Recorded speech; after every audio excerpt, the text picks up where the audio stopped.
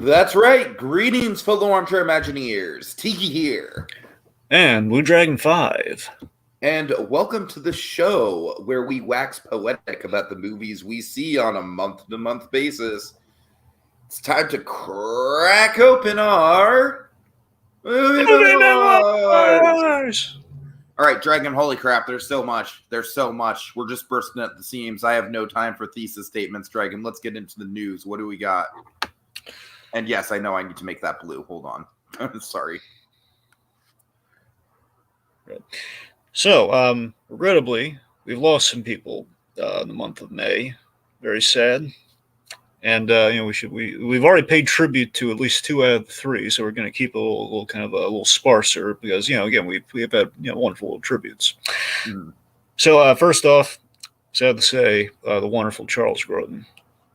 Yeah, and of course we did a full retrospective on him. I still think there's some movies of him I need to dive into still, but Dragon, the only thing I say with Grodin is I feel like he perfected the art of the grumpy dad. I definitely made it popular.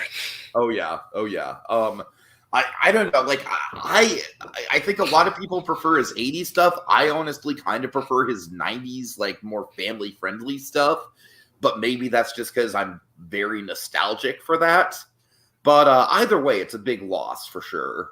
Yeah, of course. When my go-tos are Grodin, it's Great Muppet Caper and Midnight Run.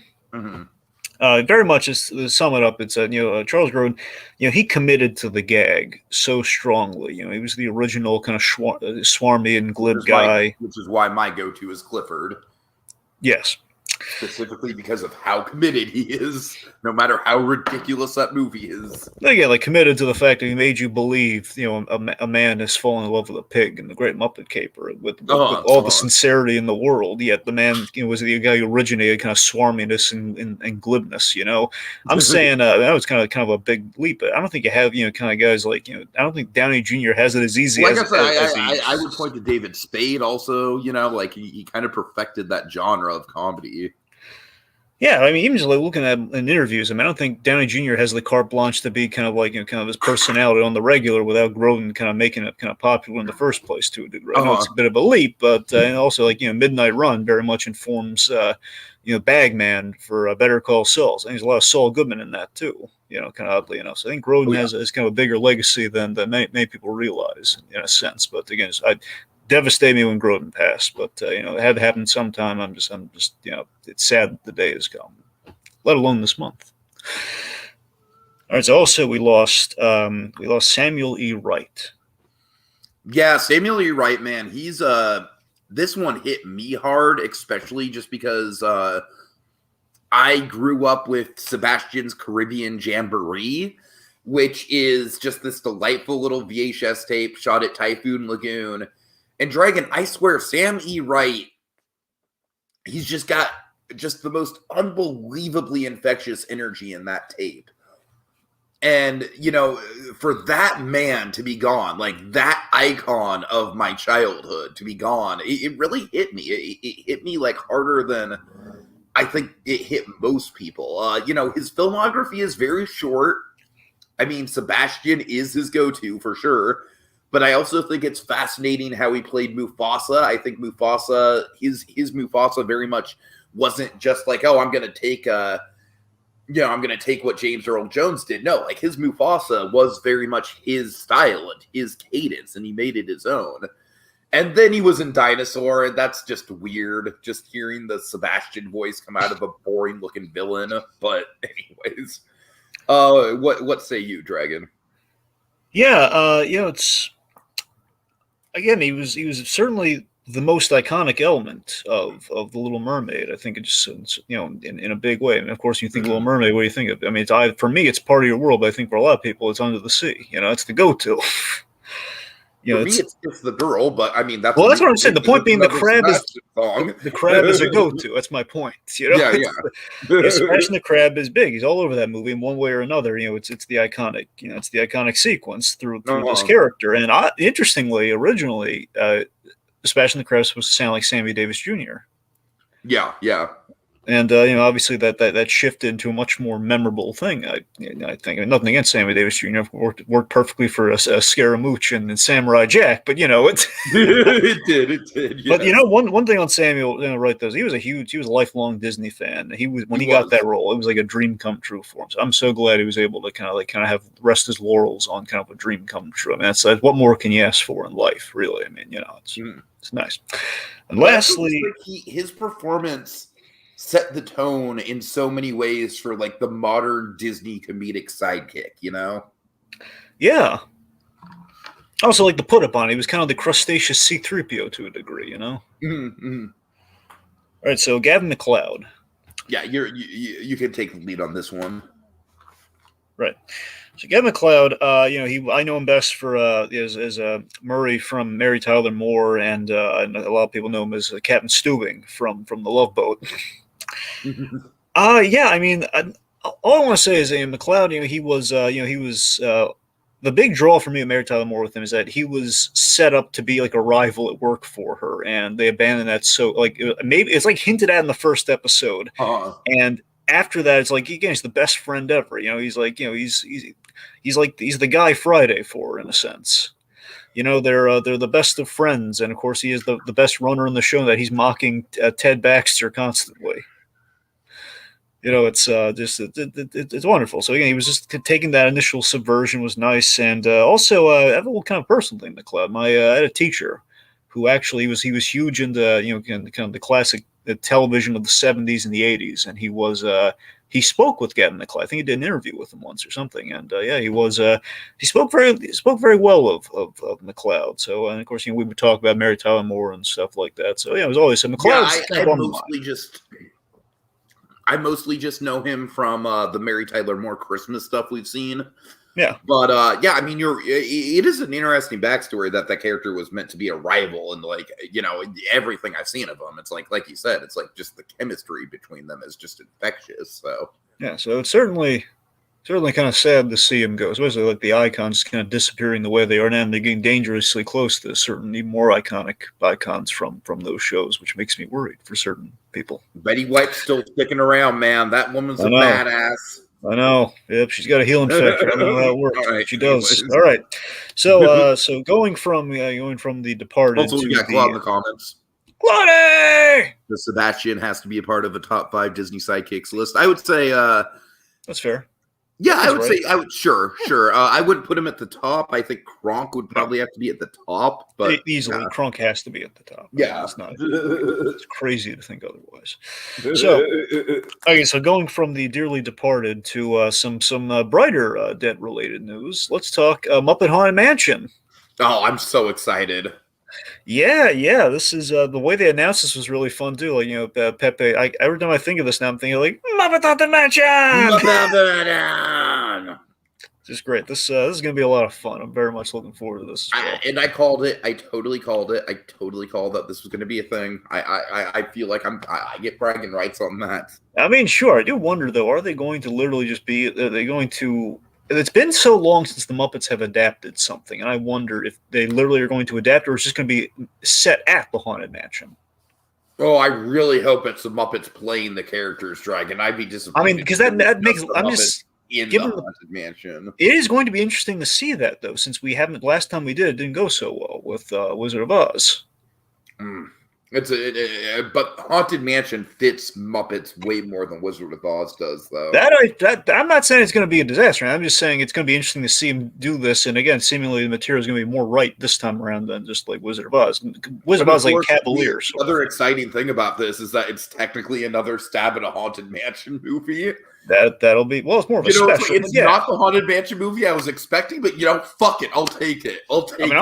I'll easily take it too. I mean, I don't think it's going to be like feature length, but it'll be cool nonetheless. Yeah. All right, so let's talk. Speaking of rising stars, let's talk Dave Filoni. So this has been long time speculated and has officially been confirmed. Apparently, it already kind of happened on the down low, but no one ever really made a big public to do about it because they're kind of embarrassed. They didn't think of this earlier, I guess. Dave Filoni has officially been promoted to chief creative director, which means he's calling the shots of Lucasfilm. So just to be clear, is Kennedy like gone now? I mean, I should have checked her. I should have checked her title, see if she counts as chief creative director or not. But I'm pretty sure. Mm-hmm. I'm pretty at the very least. Like Filoni, I mean, I like what more needs to be said. The dude is like literally like the apprentice to George Lucas. It's like he's George Lucas's Padawan. Yeah, it's a perfect role for him. It is, and of course now Filoni's been freed up. They kind of canned one of the shows, so like now I'm sure he's definitely going to be able to kind of devote time. So I think it's going to work wonders. Mm-hmm. All right, so moving on to moving on from the Disney side of things, let's talk some HBO Max stuff. Let's talk the announced 2 animated shows, which definitely got me excited. Batman Caped Crusader and My Adventures with Superman.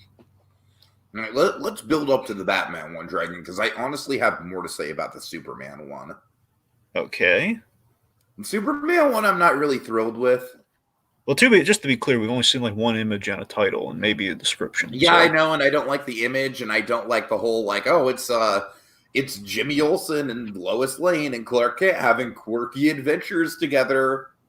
Where's your sense of fun, man? Come on. Somewhere back in the 2010s. Anyway. Sorry. But we have Jack Quaid playing Superman. We have Huey. It's kind of a young, earnest Clark Kent, it seems. Mm-hmm. I don't think that's kind of. I don't know. I just think they're kind of taking a little bit of the modern. Just to be clear, Huey from The Boys, Huey. Yeah. Okay, because there's also DuckTales, Huey. I just want to make sure. No, Tiki. I would have said, isn't that Bobby Moynihan? Am I remembering that correctly? Yes. Yeah, I would have said Bobby Moynihan. Then no. All right. Anyway, so Jack Quaid, he's the basic they're taking what seems to be the modern aesthetic from something like American Alien, which again is we have like the young black Jimmy Olsen, we have the young Clark Kent and Lois Lane, basically kind of doing the trio's friendship, kind of being kind of the grounding factor. It seems kind of playing off these 3 characters. I don't know. It seems kind of nice and fresh. It's like I haven't seen with Superman before. And again, I like the aesthetic. Looks a little bit like it just looks very much like every other animated superhero show to me. From one image. Yeah, from one image, yeah. Right. And the other superhero plot description, yeah. I mean, the other superhero series you've seen are. I don't know, Dragon. Like off the top of my head, something like She-Ra. You've seen She-Ra? No, I haven't. I'm just. All right, you're pointing me into a hole, and you know it. All right, let's just move on. All right, that's what I thought. Okay, so let's talk about something I think we can. Let's talk about Caped Crusader, though. Yeah, I don't know as much about this one, Dragon. So remind me of the details. Here's all we know. Okay, it's very simple. So we know the three names that they're really making a big deal, but the 3 names attached to it. We have the poster image, and we have like a very vague kind of tonal thing. So Bruce Timm, J.J. Abrams, and Matt Reeves are producing this. Well, golly 2 out of those 3 sound great, Dragon. Now, to be fair, just in case I was panicking, as I'm sure they are justifiably, so J.J. Abrams' name on this, that's mainly because he's overseeing the DC stuff that's going to HBO Max, and I'm pretty sure his name is just purely in the capacity of, hey, he's the guy, he's like, we're putting the guy running the Umbrella's name on it, As long as they don't let him do any mystery box bullshit, I'm fine with it. I mean, I'd be shocked if J. James really had like real hands in this show. I think it's pure like we need the name on there because his name's on all the other DC stuff. We need to show like strength and like, hey, we have a guy leading the charge here. I think that's pretty much. Now Matt Reeves, that's the interesting one. That's one of I think aesthetically, Bruce Timm's very much going to be running the ship because the image is very it's a very 40s like 1939 Bob Kane, Bill Finger looking Batman with the extended ears. Right, it's an old school looking throwback, Batman. Almost like a throwback to the more detective era of Batman in a way. That's so I got. It makes me wonder if we're doing a period piece now. That's the thing I want confirmed that we have not had confirmed because Bruce Timm for the 75th anniversary, he did a short film that was like a black and white, throwback exactly to the sort of Batman where it had like the big ears and everything. And it was, kind of a Batman of, going up against Hugo Strange in like 39.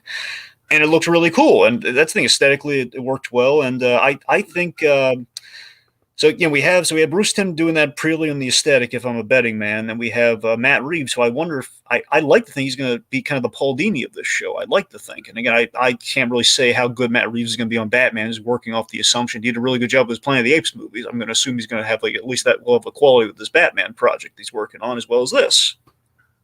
Because they've confirmed they're doing a noir thing. They're going very noir detective with this as well. So that implies to me, they're at least stylistically, again, assuming it's in the 30s, that's going to make it perfect with the noir setting. But, the last thing to speculate on is that it's not been confirmed one way or another, because there was talk of like a revival for Batman the Animated Series, like a sequel series. Now, I'm assuming this is what they were speculating about. Now, I don't know that for a fact. They might be doing this and the Batman the Animated Series revival. They could possibly be. But I'm not going to get my hopes up. I'm going to assume like this is it. Okay, sounds good. Yeah, but yeah, I'm looking very forward to it. I mean, I know I'm only operating off of a poster, but it seems cool, and Bruce Timm's involved. So long as we're not trying to do the animated series without Dini or Alan Burnett, I'm in for it. So it's not so long as it's not the same thing, I'm good. Like a little similar flavor is the vibe I'm getting. Yeah, which again I think is perfect. Again, different universe. Let's take the aesthetic, which worked wonders, and again, if we're doing something different, a little bit more like, as long as it's not just like an ineffectual like second attempt at the animated series. Like we haven't done like a serious take on Batman in a while. I think it's been a huge dry spell since we've had Batman animation. Like last show we got was Beware the Batman, which was good. I realize this. Yeah. So yeah, this is kind of huge that Batman's returning to the small screen again. So it's I'm excited any way it's going to turn out, but I'm hoping it's going to turn out well, but we'll see. All right, real briefly, so Injustice: Gods Among Us has been announced as one of the animated movies I believe is going to be in the lineup of the DC original animated films, probably as like an adaptation. I'm curious about this, Dragon, but at the same time, I'm at a phase where I'm just really sick of evil Superman stuff. Let me say something about Evil Superman. Okay. So, just for the record, just with Evil Superman, there are only three times ever you should ever have Evil Superman. Only historically 3 times we should ever allow an Evil Superman. There's Red Sun, which is even more, it's a morally gray Superman, because again, the whole point of that story is he's not necessarily evil, but he's being led astray, Of course, yeah. So I'm saying that was the original. Then you have, in the DCAU, you have the Justice Lord Superman, which essentially gives way. It kind of lights the fuse for Injustice, going full tilt with it with Injustice: Gods Among Us. There's the only 3 times you should ever do Evil Superman, never anywhere else. Like I'm talking to you, Snidey. That's what I'm saying. That's why now we've besmirched like the idea of doing Evil Superman, because Injustice I think did it so well, and the real question I have is, are we going to do like a completely original story, or are we going to like adapt the comic, which essentially was even way better than the game? Which basically showed you, okay, so after Superman does the evil thing, and that we get to see him kind of make the choices that lead him to be evil, which kind of had like a kind of a domino effect in the DC universe. So that story's always that comic has been great, and Tom Taylor's doing a wonderful job. I hope they get him to write it. That'd be wonderful if that happens, but we'll see. Injustice has a fan base, and it could work. It depends on who writes it, I guess. All right. So next up, we have Evil Dead Rise. This looks to be a continuation of the Bruce Campbell Evil Dead stuff, which I am not caught up in, but you are. Yeah, so weird how that works out, but yeah. Right. Yes, so Sam Raimi and Bruce Campbell are back, and I looked for it like kind of with a fine tooth comb. It seems that again they've confirmed that no, we're not doing like the Evil Dead remake sequel. It's officially it's I still the want OG. the Evil Dead remake sequel, for the record. That was a damn good horror remake. I mean, honestly, if this does well, who knows? Maybe that could happen. I don't know. Mm-hmm. So I'm saying they like doing that movie. So I mean, again, if they have the carte blanche, perhaps they like do that it because of how fucking different it was, man. Right. So again, I love the Ash versus Evil Dead series, which is on Netflix right now. If anyone wants to watch it, it's all 3. Again, it got canceled after 3 seasons, and each season ends with a cliffhanger. And to put it simply, I don't want to give anything away for anyone who hasn't seen it, but I just they kind of do what they've always wanted to. They kind of got the ending they've always wanted, but it still was unfinished. And I'm hoping this movie is going to finish that ending. It's going to realize the ending they wanted from Army of Darkness, where it's Ash in the future, and you have like robot, basically kind of an apocalyptic Mad Max future with robots. So that's essentially what this movie. That's I'm hoping the that's same what. sort of shit that Snyder's throwing out for an Army of the Dead sequel. So that's kind of funny. It is. It is. That's what I'm saying. This is they've wanted to do this for a long time, and I'm assuming, given that's kind of what they were leading up to with Ash vs. Evil Dead, I'm hoping this is finally them getting their chance to make the movie they wanted to make for a long time. I mean, maybe it's not that. That's what I hope it's going to be, but we'll see. Regardless, Bruce Campbell coming back. I'm in. Okay. Oh, all right. So Aaron Taylor Johnson cast as Kraven. I'm not a fan of this. I'm not Aaron Taylor Johnson is the type of actor, like, with all due respect, he has never wowed me in any single thing he's ever been in. Well, come on. There's been at least one thing. What? What about Kick-Ass? Didn't wow me in it. I think he was very much upstaged by Nicolas Cage in that movie, and even Michael C. Platts. Or, I'm sorry, Christopher Mintz-Platts. Yeah. God, I literally just mixed up Christopher Mintz-Platts and Michael C. Hall. I'm sorry. Yeah. Okay. But here's the thing. So obviously, Aaron Taylor Johnson would not be my pick for Kraven. Nope. As I've told you, Stefan Kapicic, the guy who plays Colossus, and the guy who plays Colossus in the Deadpool movies. He's the one I would have play Kraven the Hunter personally if I had to pick a guy. A lot of people have been throwing out Gerard Butler. That'd be a good pick too. I could get behind that. I mean, this is kind of discouraging. It seems like Kraven might not be in the MCU if we're doing like a Kraven movie. As it's like a full on like Sony. Like, again, we're doing this Morbius movie. Do a Kraven movie without Spider-Man?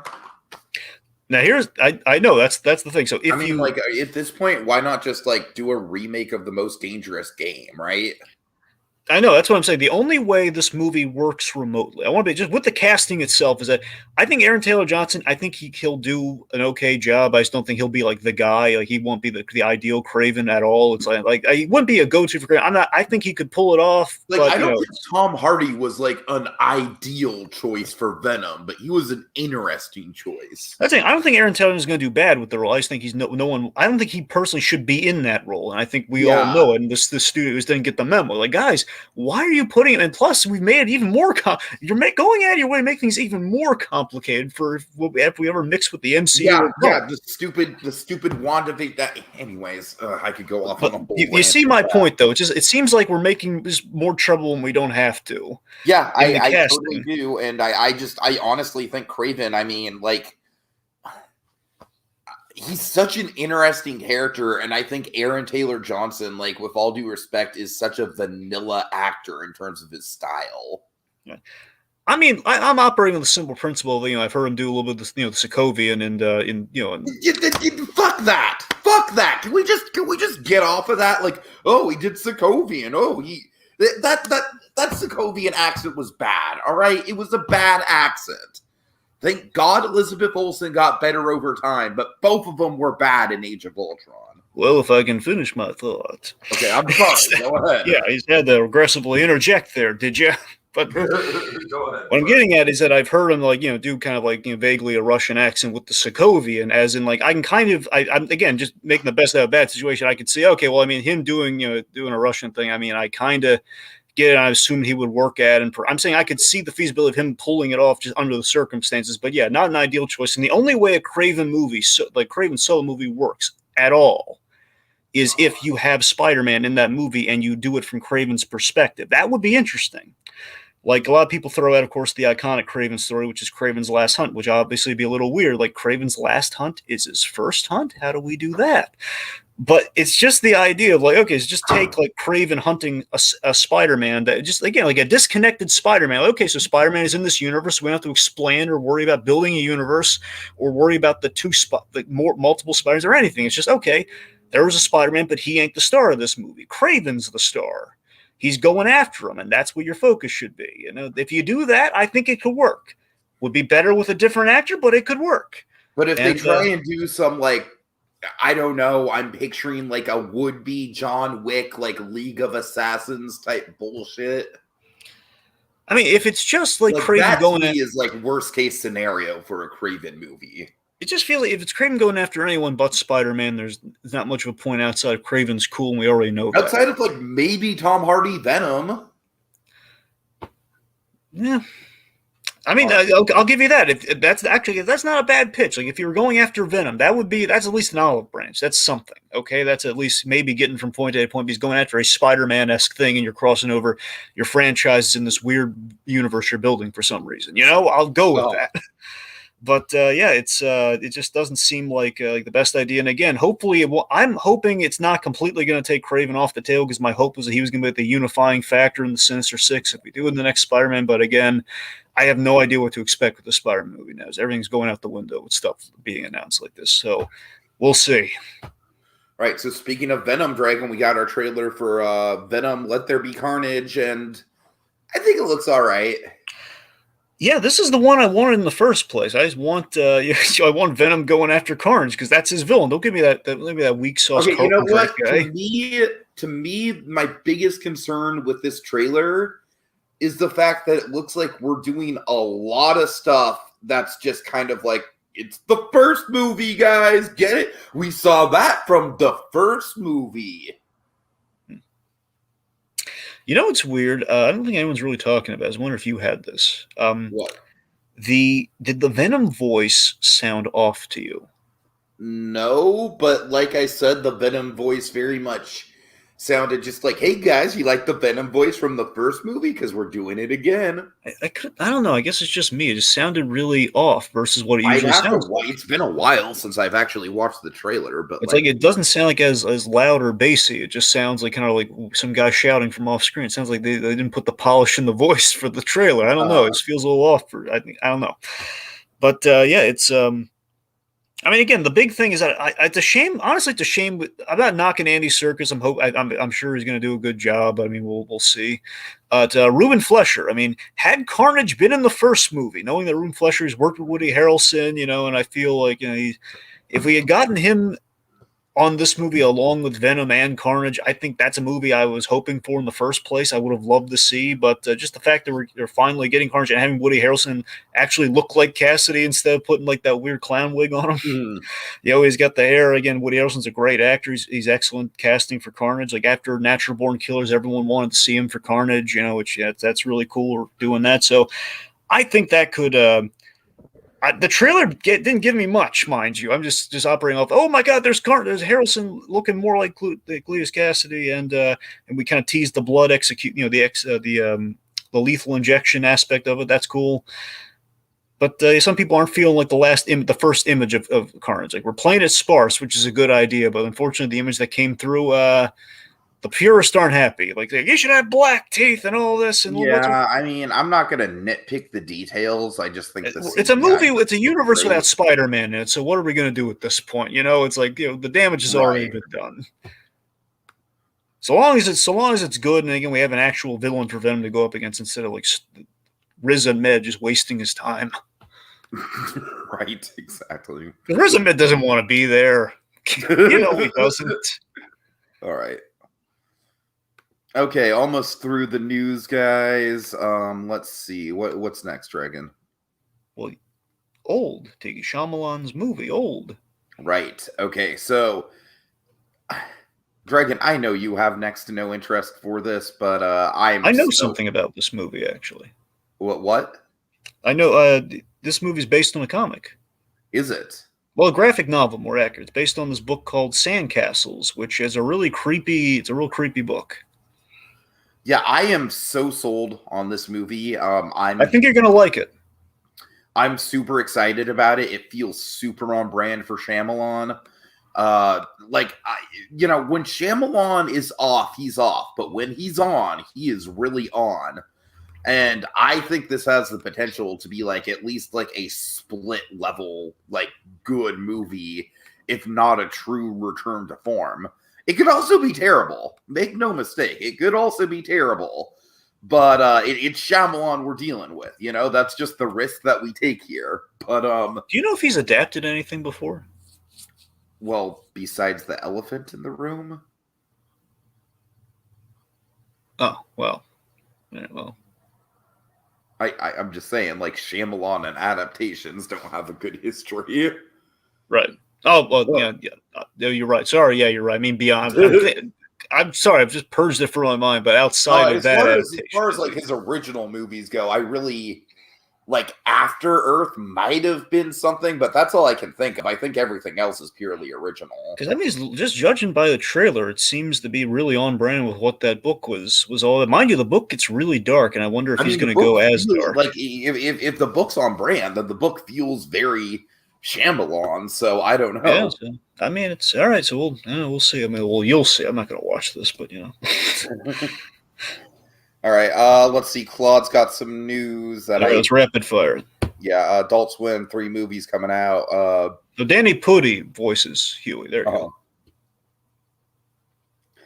Let's see. I don't really care about an Avatar podcast. I'm sorry. Yeah, that was the disappointing news. Like, hey, we got more Avatar stuff. Yeah, it's a podcast first. Oh.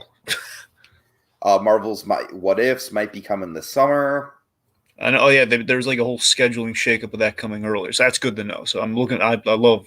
I'm really hoping that's true because I love this Marvel What If shows. Hocus Pocus 2, which it's like I'm probably going to be the only '90s kid on the planet that isn't excited for that because I just don't care about Hocus Pocus at all.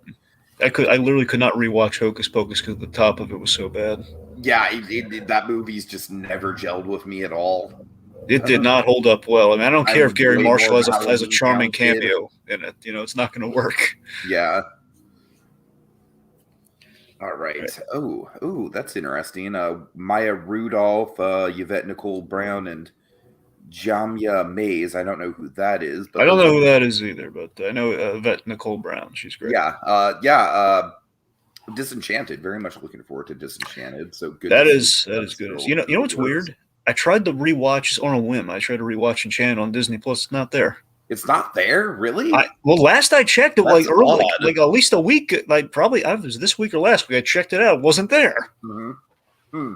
It's bizarre. And I assume if they're doing this, it's stupid. If this is what they're doing, they're gonna withhold it until like Disenchanted's getting ready to come out, and they're gonna put it up again.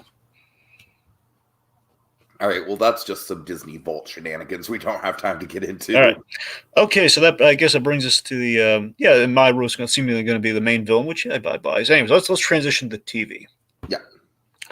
All right, so Lucifer season 5B Dragon. What do you got? Okay, this so formally this was supposed to be the ultimate season, as in this was supposed to be the end of the whole series, but now it's the penultimate season. They're going to do 10 more episodes, I guess, next year, and that'll be it for it. Tiki, this was 5B, was so good. Yeah, I hear good things.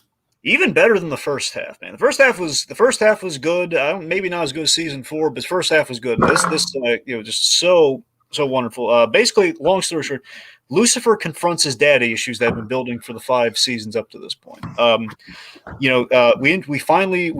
reintroduce God in a big way, and God is hilarious. He really is. He does the dysfunctional fatherly relationship so well. It's very worth the series long wait to get him in the picture officially. It's a lot of fun. The whole season's like a lot of fun. It's 8 episodes, but the last 2 episodes, Tiki, take a big dramatic turn, like gobsmackingly dramatic. You didn't see it going this way, and it's like the thread of the season. Like, can God love His children and do the sins of the father get passed down when your father's God? It's like a really interesting kind of struggle that Lucifer's trying to kind of combat with his father, and basically in solving his fatherly issues, he might be able to kind of solve his kind of emotional damage after all these years. It's some really, really good stuff, really compelling stuff, really funny stuff. I loved getting it sooner than later, but I tell you though, this season really should have come out next month for Father's Day because it would have been so fitting. It would have been so I could see that. And the ending of the season is it's a good ending, but definitely I'm glad we have 10 more episodes because it kind of needs an epilogue to round things out. So they basically took their epilogue off the table and put it into the next season. So that's going to be good to see. So it's a big booming ending, but we need to know where things are going to go. Fair enough. Dragon, I'm sorry. Can you do your next one and then I'll just crack out too because my computer's dying. I need to plug it in. All right. Sorry. Okay. All right. So let me tell you about Get Shorty. So Get Shorty. So I watched the first season. This was seasons 2 and 3. So I'm all caught up now in Get Shorty, and I continue to absolutely love this show. Keep it simple. So season 2, basically the whole idea is, we have like it's very Barry like the show, very Barry like, and then you have like an enforcer for a Nevada mob trying to go legit by becoming a Hollywood producer. That's basically the imperative of the show. So they've been trying to get a movie made in order to launder cash. So season 2, essentially, the movie has come to fruition. Like we're coming to the premiere. We have this amazing mistake that happens at the night of the premiere that our fixers have to fix, and like they kind of cover up something really bad and terrible happens they have to deal with. We have a new bad guy this season. Steven Weber plays the principal from 13 Reasons Why. He plays Lawrence Budd. This guy's a real twisted job. This guy, we tackle some Me Too stuff in Hollywood with this character, and it's really interesting. And anyway, so that's season 2. Season 3. So things get really bad for the Miles Daly character by the end of 2, and 3 kind of starts at that point. And it's a shorter season. It's very effectively told. Like Ray Romano, who's kind of the co-star of the show. Ray Romano, he really shines as like the framing device this season at the top, with basically him trying to make a script of their big boss, who was Amara, who's scary beyond all belief, who's been building for seasons now, and Miles, basically, he's playing the long game to get revenge and get power in Hollywood. It's very much Barry meets Breaking Bad with his arc, it seems, going forward at the end of the season. It's kind of where it's building to. Like it looks like now he's kind of becoming the villain in a big bad way. So it's I can't recommend Get Shorty to you enough, Tiki. You really got to check it. It's on Amazon and Epix. It's really worth looking into. Okay, cool. All right, so Dragon. Really, the 2 main things that I watched this season, besides one other thing that we'll get to, is let's start with In Treatment season 2. Dragon, do you know anything about In Treatment at all? No. I mean, I think you covered. Have you ever covered the first season? No, I don't think so. I might have mentioned it. Then no, I know nothing though. So the interesting thing about In Treatment is that it's very much like almost kind of like a real-time drama show where it's got like I believe it's like 5 or 6 quote-unquote weeks worth of episodes. And every day, Monday through Friday, you've got the main character dealing with a different client, and it's very much a therapy sessions, like real-time half-hour therapy sessions. And it's really, really engaging and well written. And what I like about this season is that Gabriel Byrne, he's the father from Hereditary. That's the main thing I know him from. I don't really know anything else that I could cite him up from. But so essentially, Dragon, one of the cases from last season, one of his clients from the last season, goes really south, and he's dealing with a lawsuit from the family in regards to that, in addition to juggling like all the drama of his other clients. So one of the clients is dealing with a cancer diagnosis, and she doesn't know how to tell her family. Another client is he has to figure out how to navigate an abusive home life that this kid is in, and how to get involved there.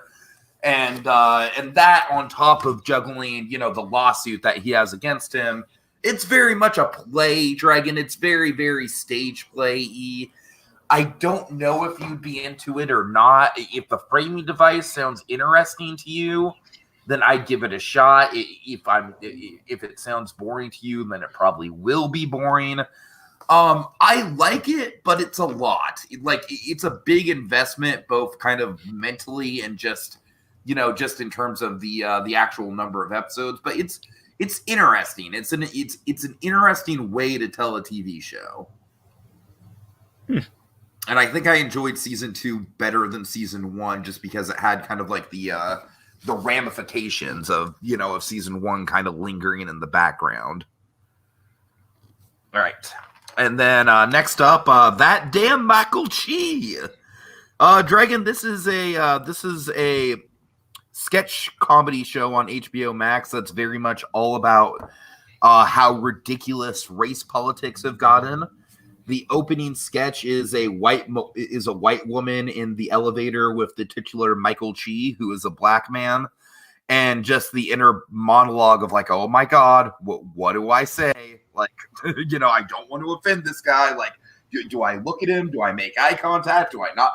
And the whole show is like that, Dragon. This is very much, I don't want to call it like, it's way too early to be like, Chappelle show. Because those are big words. Chappelle show, for my money, is the greatest sketch comedy show of all time. So those are big words, big shoes to fill. But as far as thoughtful race-related humor, that damn Michael Chi is definitely up there. It's definitely very clever. And what I love about it is that, Dragon, a lot of this sort of like race-related humor is mostly just like, white people, am I right? But this is more so racism, am I right? And there's a difference, you know what I mean? Yeah. Making fun of the absurdity of racism in itself and not just like, oh, those stupid white people. All right. So, that damn Michael Chi, very much approved. Let's see. Ooh, Cruella was confirmed to get a sequel. All right, I'm down for that. Way more than Dragon is. And have you guys seen MODOK and the Rugrats? I have not seen the Rugrats reboot yet. Dragon has seen MODOK. Dragon, is that the next? No, that's not the next one on your list. Well, we'll build to MODOK, Claude. We're getting there. Right. Okay, so let me tell you about Jupiter's Legacy. Already canceled. Kind of. Just saying. I mean, yes and no, and I wish they make up their mind. Okay, so let me back up here. Okay, so Jupiter's Legacy is the first in the Millerverse. Apparently, I know it's spelled Millar, but apparently it's pronounced Miller. It's kind of weird how that works. But anyway, so the first in the Millerverse. And basically Netflix made a deal with Mark Miller to kind of get all of his books kind of adapted into shows and possibly movies. Mm-hmm. This is not exactly the best start. It's kind of an inauspicious start, you know. It's not a bad. Let me put it this way: this is not a bad adaptation. It's a bad execution of narrative. Pacing wise, because here's the breakdown. Okay, you got an A story and you got a B story. The A story is the more interesting story. It's the one I care about. Okay, you have the family of heroes with Josh Duhamel as kind of the Superman archetype, the utopian. It's very much the theme of the show that kind of bleeds into both stories, but primarily through the A story it's the theme of, in crisis, do you choose family or a higher calling, or the higher hero's calling? That's the fundamental question.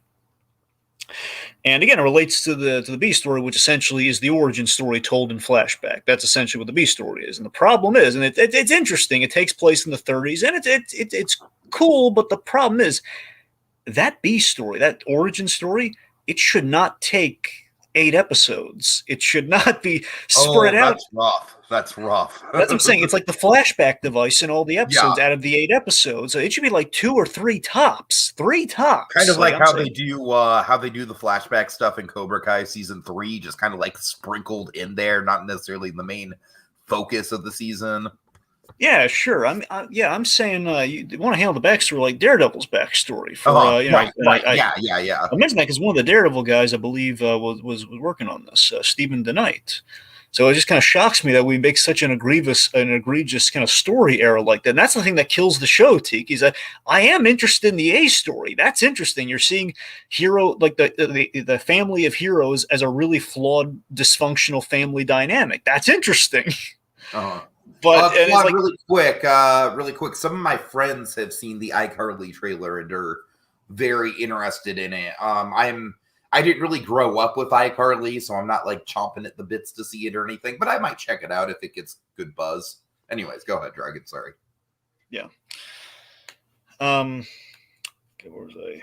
Anyway, yeah. So that's what I'm saying. I mentioned like like the superheroes are like celebrities in this, and it clearly there's like kind of a dysfunctional like the children of celebrities kind of I'll angle give to you it. the reason I didn't check this out is that it felt very, very derivative of The Boys. I mean, it's that's weird because it's kind of neither or, but it's like inferior to both. It's not Invincible and it's not The Boys, and it's kind of somewhere in the middle. And again,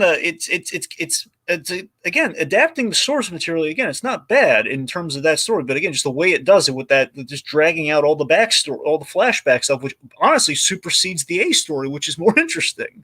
And it ends on a here's the thing. So it's labeled as Volume 1, which implies to me I assume they had gotten an okay for a Volume 2, which I think is what technically has happened. So there was a cliffhanger, and then Netflix I get this news recently that Netflix has, in quotes, canceled the show, but they say they're still going to do Volume 2, I guess. So I assume that means it's canceled. Volume 1 and 2 could theoretically just be one season, maybe. I assume that's the case. They haven't said that or anything. That's why it's all guesstimating here. That okay, so there's the whole show has been shot, but just separating the 2 volumes, assumedly, like Lucifer being the part A, part B. Right. I guess, but also they've announced they're doing a spin-off. Let me get this straight. You're doing a spin-off. That's fucking dumb. And the thing that complicates all this is that you have a deal with this man to adapt his work. Right? And it's like here's all I care about with this Millerverse thing, okay? I only care about there's only one thing I want to see adapted. I want to see his story called Nemesis adapted, which is like the darkest superhero story ever. Getting that. I know, that's what I'm saying. They said they're doing. I just want to see it come to fruition. Nothing like this go awry with it. I want to. Campia is super stoked for Nemesis Dragon. I'll say that much. That's what I'm saying. Nemesis is like Nemesis Dragon. This might be a fun little fun fact for you for Campia. Nemesis was the first comic book that John Schnepp loaned John Campia when the two became friends. Oh, that's nice. It's a really dark story, but that's nice. I thought you'd like that. Anyway. No, I do. That's the thing. Nemesis is a really interesting. It's not really a superhero. It's a super villain story. That's the whole gimmick. It's like it's not no heroes at all in this book, and it's just really. I question like however it gets adapted, are we going to go full tilt with it? That's what I really want to know. Right. Anyway, so that's the only thing I care about in terms of all these Miller adaptations. So as long as that gets made and on Netflix, and then they stick to actually doing it, given those cancellation stuff, and I don't know. But Jupiter's Legacy, mixed bag. Hopefully, maybe if the second volume comes out like I hope it still means it will. Maybe it'll be better because now the origin's been told. We won't have a stupid flashback device. I don't know. All right, we'll see. Okay, Friends reunion. It was okay. Like, it was nice seeing them back together. Seeing just how old they all look made me feel old, and in turn, the whole thing felt like a little bit of an existential crisis. Dragon, I'll tell you what I didn't like about this. I liked the moments of them reflecting on the show. I liked all that. What I didn't like was just like all the celebrity, oh, look, it's Justin Bieber wearing Sputnik. Okay, now that was all. Okay, so it's our mutual acquaintance, Joshua Thomas. Okay. He did a brief, I don't know if you call it did like the Periscope sort of thing with the camera. So I don't know if it's like a TikTok thing or what. It's like a short little snippet. And the gag was someone watching the Friends reunion, and basically like the least favorite part of the Friends reunion, that was the title video, and he's watching, and then James Corden introduces himself and says, "Never mind." No, so James, that's the thing. It's like they've got all these weird celebrity guests, and it's like, hey, remember this costume? Look, I'm wearing the sweater that Ross wore that one time, and I'm just like, God, and now I remember why the fan base for this show in some ways can be kind of cringe. Yeah, Friends at the end of the day doesn't hold up the best. I mean, it has its moments that hold up tremendously well. Piping hot take, Dragon. Piping hot take there. No, but I'm sorry. You're right. Friend, some moments do hold up tremendously well. You're right. I'm saying some moments hold up tremendously well. I mean, like the iconic moments. But I'm saying everything in between, though, it's like a lot of people glaze over that. Like, yeah, I don't know if that held up well. But honestly, I thought it was nice. Not as great as the Fresh Prince of Bel-Air reunion. That one on HBO. You've never got to that one yet, have you? No. But right, because you're not. Really I'm sorry, things about that. Right, because you're not a Fresh Prince guy, right? I didn't grow up with it. No. But trust me, I think the first a handful of episodes. That reunion was great. And the thing they keep doing for both of these reunions, I think maybe they did a hair better here, though. Having the actors on the set. I thought that was a good. It was cool to return to that set. Absolutely. So that was, I think, the best part of the reunion. Just the actors back on the set and reminiscing. They're like, Courtney Cox kept her script in the sink, stuff like that.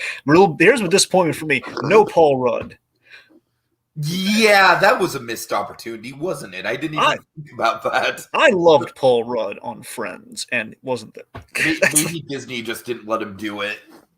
Maybe, and like say, Paul Rudd, also Cole Sprouse. So that. I'm saying people brought those are the two. I mean, particularly for me, I was paying attention. Like, God, of all these kids, they got Thomas Lennon being hands. They couldn't get Paul Rudd. Well, I mean, for Cole Sprouse, it's like maybe they just want to forget that the Bang character existed.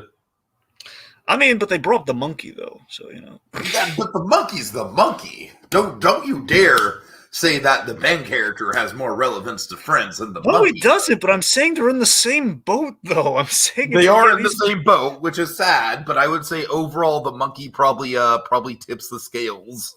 Anyway, so the point of the Friends reunion, again, it could have been a little better, but they had its charm. The monkey's name, Marcellus. Yeah, I know it's Wait, isn't it just Marcel? Oh, I think you're right. It is Marcel. Yeah, it's just Marcel. Where are you getting Marcellus from? He's not married to Uma Thurman. Where I'm getting it from. Moving on. Anyway, so does that bring it back to me? It's back to me.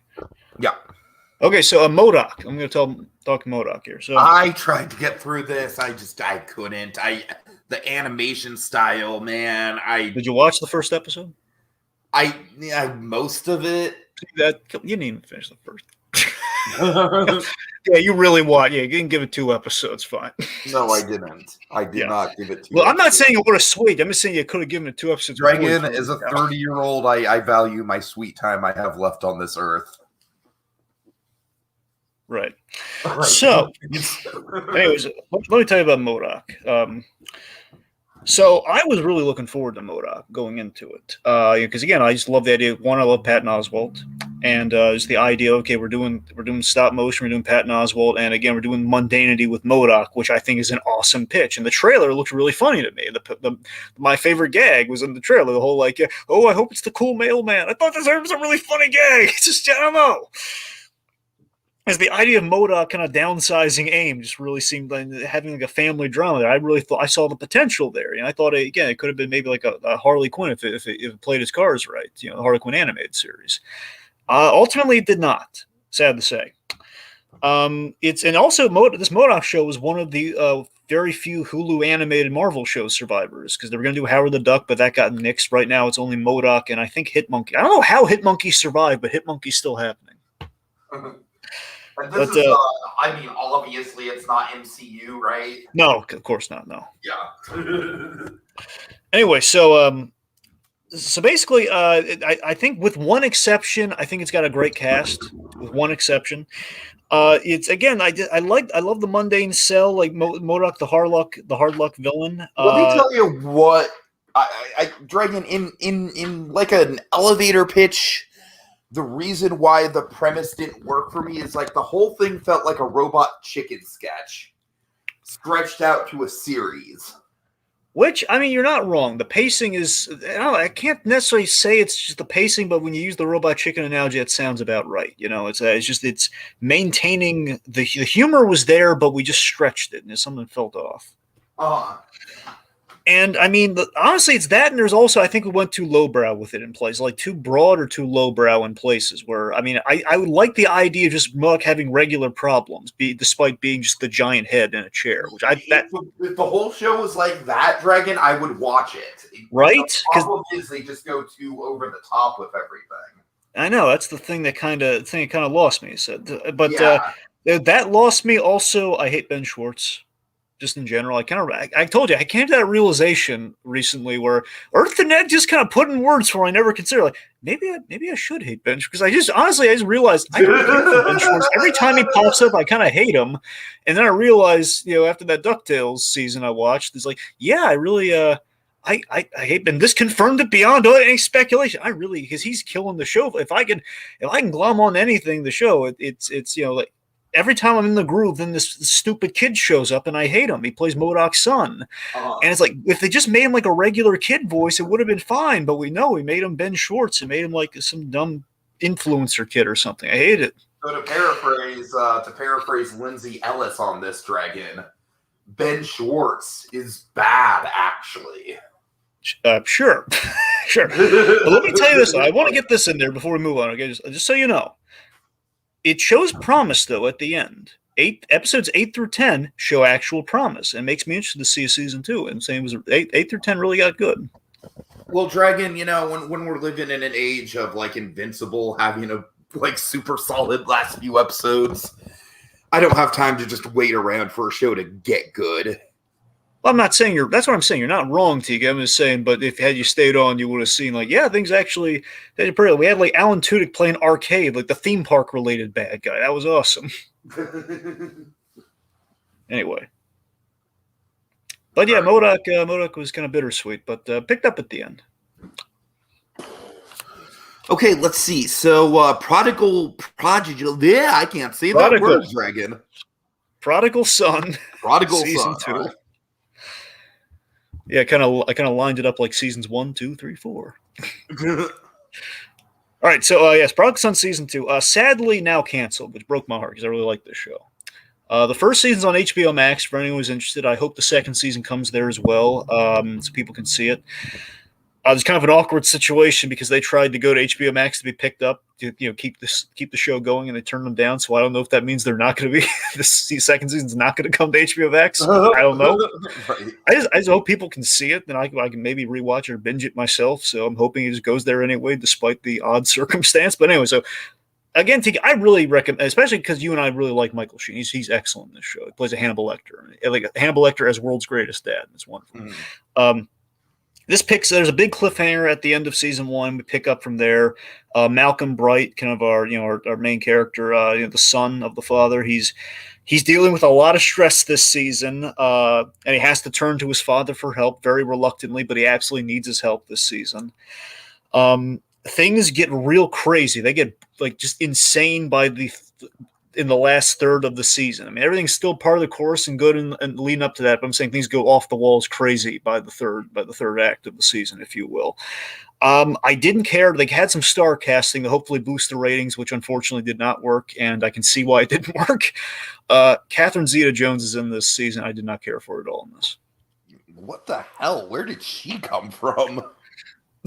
Yeah, I mean, it's just, I'm going to put it this way. Story-wise, I think she assists the story, but performance-wise, I didn't like her. That's the thing. Performance-wise, you know what my go-to thing with Catherine Zeta-Jones is nowadays? I know what mine is. What's yours?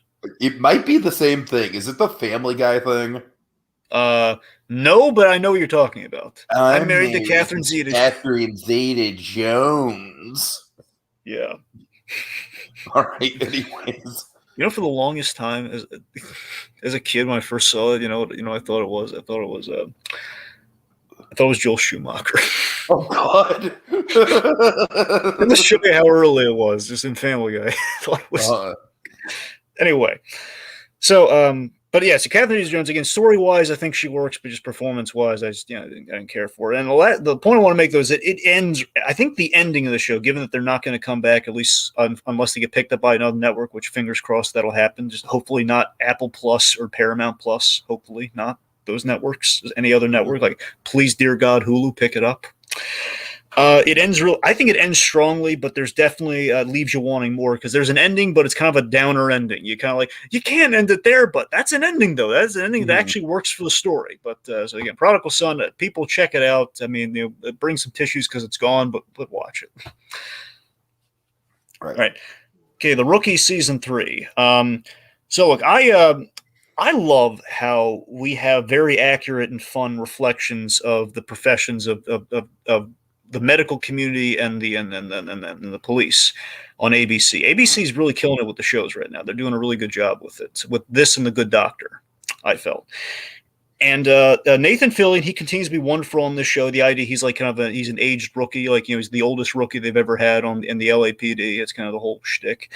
And we put him through the ringer this season, That big does time. sound like a really fun, like comfort food premise, Dragon. It really does. And he's really earnest and really good at his job. He's trying to be the best rookie he can be. And this season, at the top of it, there was a cliffhanger at the end of last season. We put him through the ringer big time this season. You really feel for him, and your heart melts for him. And again, even beyond Nathan Fillion, this season's been just really good with like how they approach kind of policing today, and like they've been really aware of things. Like for example, Nathan Fillion has two friends who are also rookies. The idea is like three rookies pretty much, and you have a black rookie, and this black rookie is basically his TO, his training officer, has been promoted to detective, so he gets a new one, and the new one was played by Brandon Routh. And he was a racist cop, and it's a really gripping story. Like, my God, what Brandon Routh does as this. You have my attention. You have my attention now. He plays an utterly despicable Brandon Routh is despicable racist cop. That's something I gotta see. Dragon. It's really he does a really excellent haunting job with it too. It's really chilling because it's Brandon Routh, and of course to see him play at these. I've never seen him play a bad guy really. So this is really. I've only ever seen him play Superman and Todd Ingram. So yeah, that's what I'm saying. Outside of Scott Pilgrim, never really seen him play a bad guy. Vegan, not a bad guy. Vegans are cocky; they're not evil. So, but yeah. So unfortunately, I got to tell you, the pattern though seems to be we keep with like Prodigal Son, we keep ending on cliffhangers. So good news is this was renewed. So good, it's been renewed, but this season does end on a cliffhanger. I don't think it's a wise principle. I don't think it's a wise principle going forward, but it is. But again, it's a really good show, and again, like this compared with this and The Good Doctor, ABC's doing it right now with their procedurals. They're doing an excellent job with it. Again, lastly, this will go by real quick. Black Lightning season 4, the final season. So, a CW show that actually knows when to end. I know, crazy, right? And I think it's mostly. Honestly, that is kind of like legitimately kind of surprising. I wonder how much of it is the actors kind of like putting in, like, you guys, I think we're kind of done here, right? Because that's usually what has to force the ending of these shows. Because they would have kept going with Arrow if Stephen Amell didn't say no. Right now, they're dying for Grant Gustin to sign on indefinitely for the Flash. Which I hope. It's going to be a boatload of money, but I hope unless he takes like a Nick Fury role in the other CW shows, he doesn't take.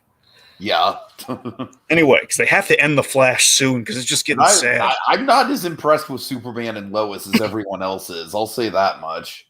Right, well, anyway, I did get through. I got through a couple episodes, and after that, I was like, I'm not really feeling this teeny popper drama. They've had some really cool twists recently, though. Tiki. That's fair. That's fair. Anyway, so Black Lightning, though. So just very simply, as I said, there's like a principle with CW shows for the most part. The first 2 seasons are great.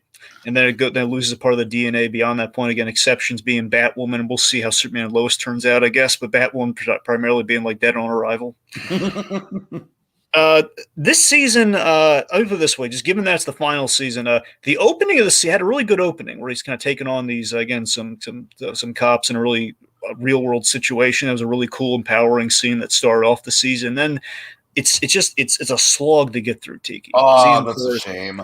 And I told you, again, after season 2, they were kind of getting there with season 3 and season 4. They're just kind of really enthusiastic about this show at first. Yeah. And it is. I stand by those. The first season is real. It's on Luke Cage levels. I prefer the first season of Luke Cage before it, but I'd say hopefully season 1 and not season 2, because you know how I feel about season 2. Season 1. I'm saying you stack Black Lightning and Luke Cage. They're both, really, really good, really great shows.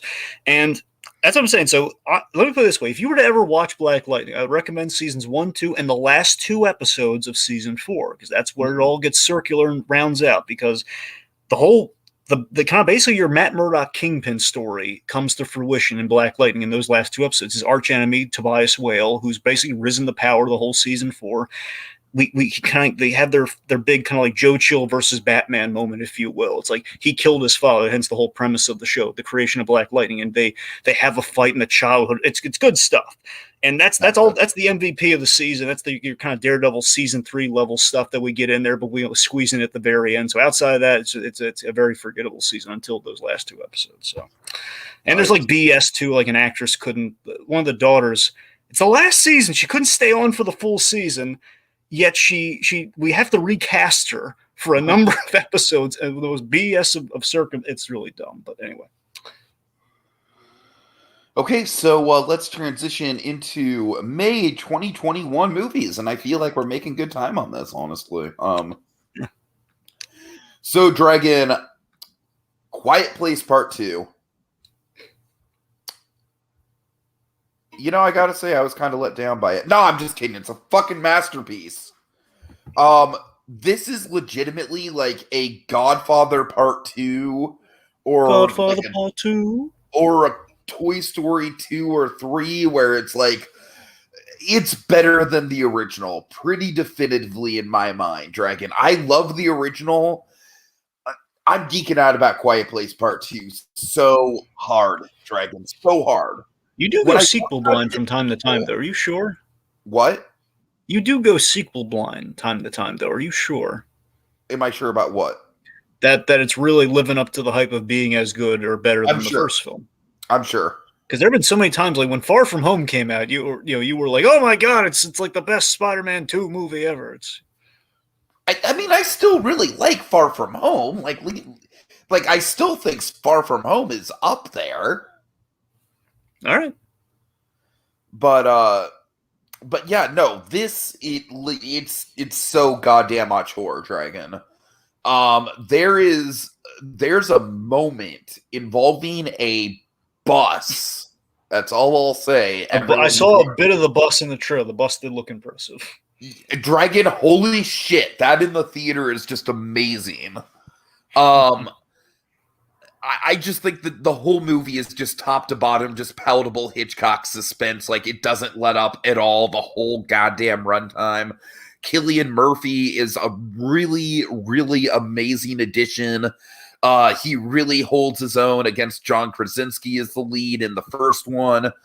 I love his character arc of, kind of being this jaded survivalist who kind of learns to get his humanity back through the young girl in the movie. The deaf girl in the movie is just a fucking badass this time around, and she's great. Emily Blunt doesn't have a ton to do, but she just had a baby and she just lost her husband, so leave her alone. She's dealing with shit. Wait, she had a baby in the movie? Yes.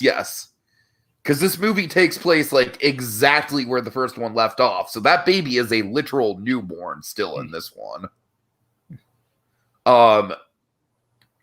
But Dragon, that's another thing that I love about it. I feel like A Quiet Place 1 and 2 together is like a double feature. The story takes place, I don't know, maybe over the course of maybe a week or so, maybe less, maybe 5 days, maybe. I love how self-contained the Quiet Place franchise is. I really do. I think that John Krasinski is a master of that. Quiet Place 1 all took place on a farm. Quiet Place 2, we go to a steel mill, and then we go to some weird island in the middle of a lake. That's it, but to me, that's just enough world building to make it feel satisfying, to make it feel the steel mill sounds like a good idea because of all the noises you're going to make there. Well, steel mill has a lot of places you can hide. And true. It's an abandoned steel mill, so it's not like any of the machinery's going. Well, no, I just mean like metal. Like if you hit something, it's going to. But yeah, well, anyway, yeah, sure. Yeah. But this movie, so Dragon, Conjuring 3 will be on the next Memoirs. I did just see it because it did technically came out. It's going to be on the June Memoirs. Conjuring 3 is a great example of a sequel that tries to do way too much and tries to go way too big and throw way too many concepts at the wall. And I feel like A Quiet Place 2 is a perfect example of sometimes less is more. Sometimes expanding the world just enough, but still leaving us wanting more of it is the right way to go. And I legitimately think that Quiet Place Part 2 is a masterpiece. I really do. John Krasinski is just such a rock solid fucking auteur director. And I never thought I'd say that about Jim from The Office, but this is the world we're living in, Dragon. You All right. never got around to Jack Ryan, did you? No, why? You really should. I'm saying that's his show on Amazon. Really, that he is in, and he's really good in that. Yeah. Well, I like him more as a director than I do as an actor. Well, there's so much for progress. Okay. I mean, he's fine as an actor. I'm just saying this movie held up quite well without his presence. All right. Anyway, so let's talk something that we both have seen this month: Justice Society, World War II. Yeah, I gotta tell you, Dragon, after after all the other stuff that I've seen this month, this feels like kind of a footnote. I think this could have been a little bit more interesting than it was. I wanted to see more of the kind of like propaganda angle to it. It was fine. It's definitely it's pretty middle of the pack as far as DC animated stuff goes. It doesn't stick out nearly as much as some of the big heavy hitters. Yeah, I liked it. Not as good as Man of Tomorrow, just comparing the two. But again, I think it's a great next step in the new line of films. I think it's a good omen. I think it's like, okay, we're stepping in the right direction with these in terms of like a good consistency versus like the crapshoot that the previous continuity line was. Right. As I mentioned, it's the Justice Society just as a concept, just the old school Justice League before like the heavy hitters come by, is like the more obscure kind of Justice League members from the 40s, like your original Jay Garrick Flash and all that. They're coming back in a big way between this, the Stargirl series that's on now, which is really good, and the Black Adam movie they're making, which is going to feature the Justice Society. So it's great to see them make a comeback like this. Could use a little bit more from the movie, sure. The problem with the film very clearly is, we're kind of getting to like a stock third act thing. Yeah, where, we have like the giant kind of kaiju. So it's always a giant kaiju, and I'm hoping that does not become a trend. I'd be shocked if Long Halloween forced a giant kaiju. I doubt that's going to happen. No, that would be an interesting adaptation. They said there are going to be some changes. I hope that's not what they meant. It's like they literally just copy and paste the Watchmen ending onto Long Halloween somehow. Giant squid or something good. It's there's not even a fight. It's just the giant squid just shows up. Yep. Like we're looking for the holiday killer, and then just the giant squid shows up.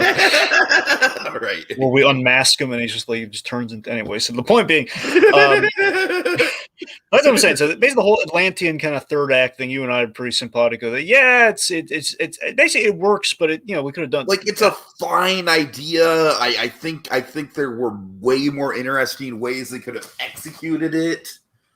Yeah, again, we have a great twist in that movie with Act 2. We have a great reveal, and there's a great movie reveal in that. And, we have a lot of stuff working for this movie. And great characters to work off of. The Flash, for example, he's very well represented here. There was a lot going for it, but again, we kind of maybe fumbled the ball a little. But again, nothing that kills the buzz for me. So I'm like, what, this is good. Let's see what else they got. In the tank, All right. Dragon, did you get around to Those Who Wish Me Dead? It was on HBO. I know it was, but I don't care about Angelina Jolie, so you're not missing much. Yeah. Dragon, this is a Ty Sheridan movie. Oh, so he stars in it? What? Yeah, so Ty Sheridan stars in this. No, I'm sorry. I get the two mixed up. Taylor Sheridan. Well, now I got nothing. So let's go on. I'm sorry. I get those two mixed up. Taylor Sheridan is the writer of movies like Sicario and Hell or High Water, which, if you remember, were both pretty high up on my favorite films of I remember the list. Hell or High Water was big for you. I don't remember the other one being that big for you. Sicario was more on the bottom half, but that was still up there. Yeah. And then he did White River, which was I believe that was a Jeremy Renner movie. And it was really good. I feel like it was a little bit of a step below Hell or High Water, but it was still damn good. And Dragon, then he does this, and I don't know what the hell happened. I really don't. Because this guy was this is a paycheck movie, I guess, but this guy was really shaping up in my mind to be just one of the definitive screenwriters of this generation, man. He really was. to me, he was kind of like shaping up to be like the master of the modern Western, because that's really like with Hell or High Water. That Hell or High Water, I think, is the greatest modern Western ever made, in my opinion. Contemporary Western, I should say.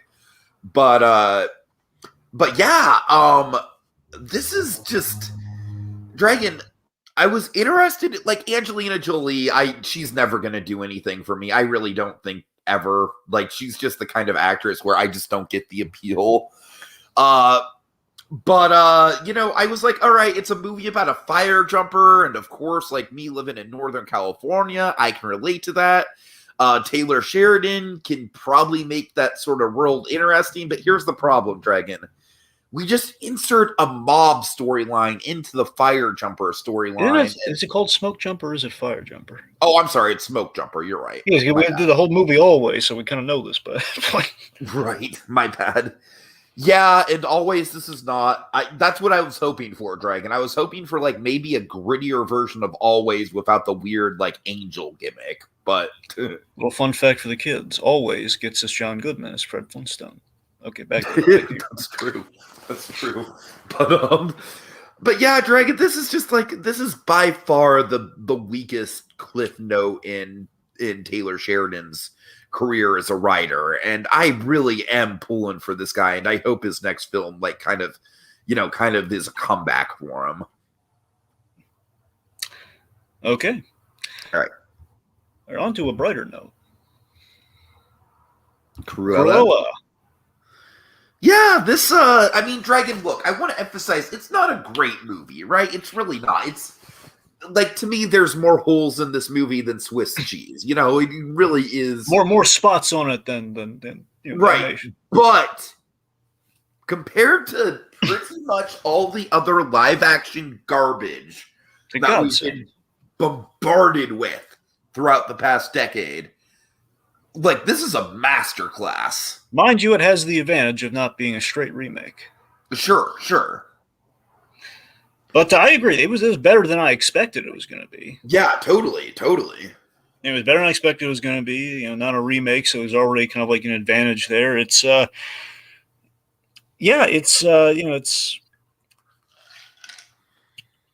it gives you hope for doing another round of these villain movies. Maybe things kind of go better for them. Yeah, and Claude did say that we're getting a sequel, and I gotta say I'm intrigued.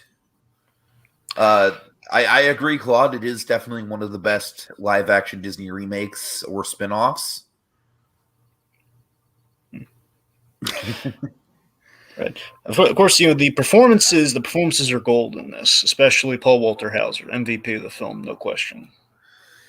Yes, Paul Walter Hauser is freaking great. But I would say the MVP is actually, I mean, it's a great cast overall. You got Mark Strong in there, who was fucking wonderful.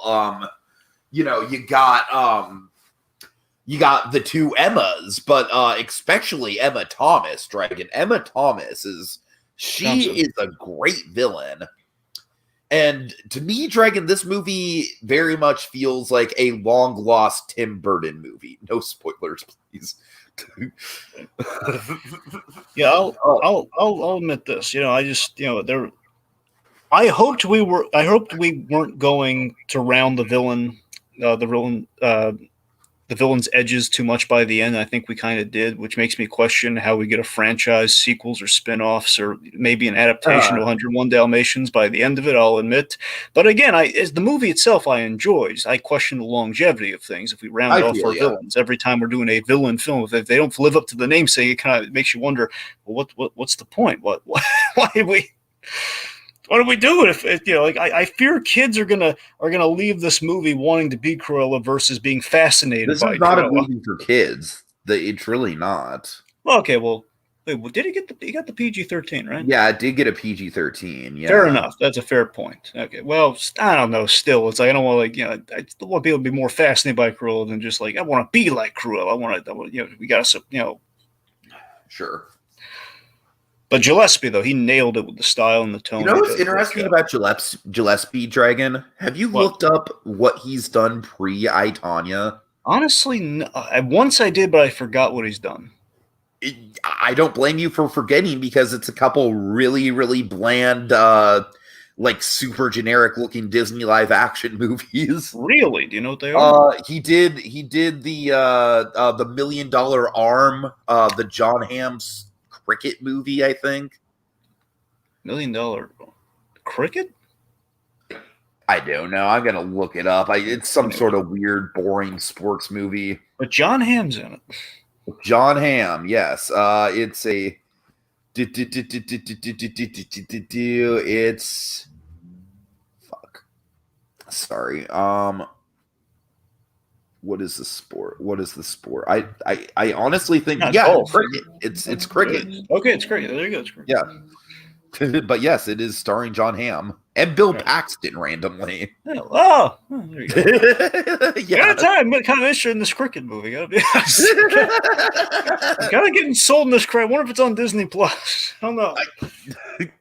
And then he also did. Let's see. He also did. Sorry. The movie The Finest Hours, which is just a Disney, sort of like a Disney-fied disaster movie on a ship. That's the Casey Affleck, Chris Pine movie with the ship and the storm and shit. Very generic. Gotcha. Yes.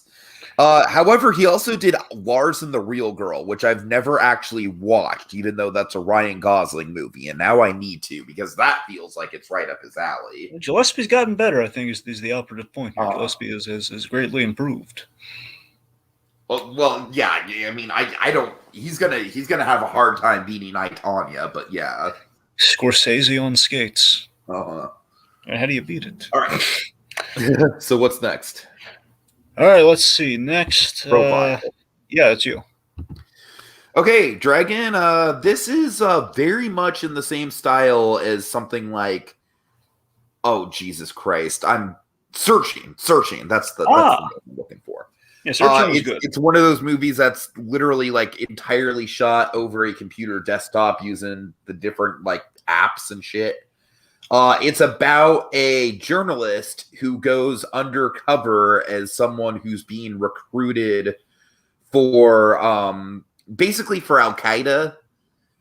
And Dragon, it's a very harrowing movie for sure.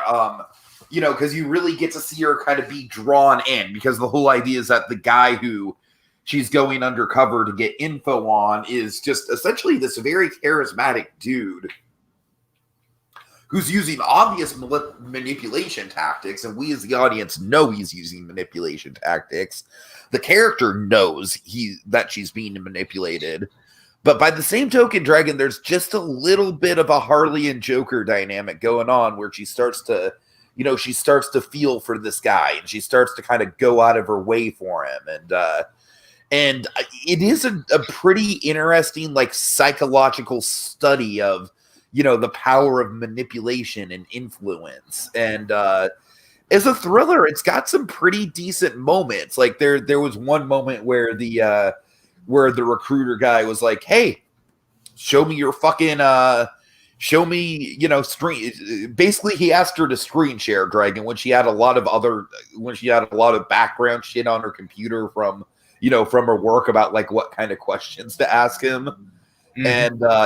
And so I as someone who does this type of stuff for a living, Dragon, I found the fact that they were able to make screen share into a palatable bit of suspense. That was fun. That was fun. It's not a super memorable movie. It's certainly not as good as Searching is, but I gotta tell you, I think it's a super interesting subgenre. This reminds me of another film kind of in this subgenre. You really, again, Spree was made for you, Tiki. Mm-hmm. Just putting it out there. Okay, and I guess now you did not see Army of the Dead? No, I did see it, Tiki. Oh, okay, just making sure. Yeah, that's why it's structured like this. We're both going to talk about it. Making sure. Army of the Dead, that montage is the single best thing in Zack Snyder's filmography, and no one can tell me otherwise. Oh, come on, the best thing in the whole The filmography. the single best thing in Zack Snyder's filmography. I'll agree that it's good, Tiki, but the best, come on. I love that montage. I love the music. I love the Snyderisms.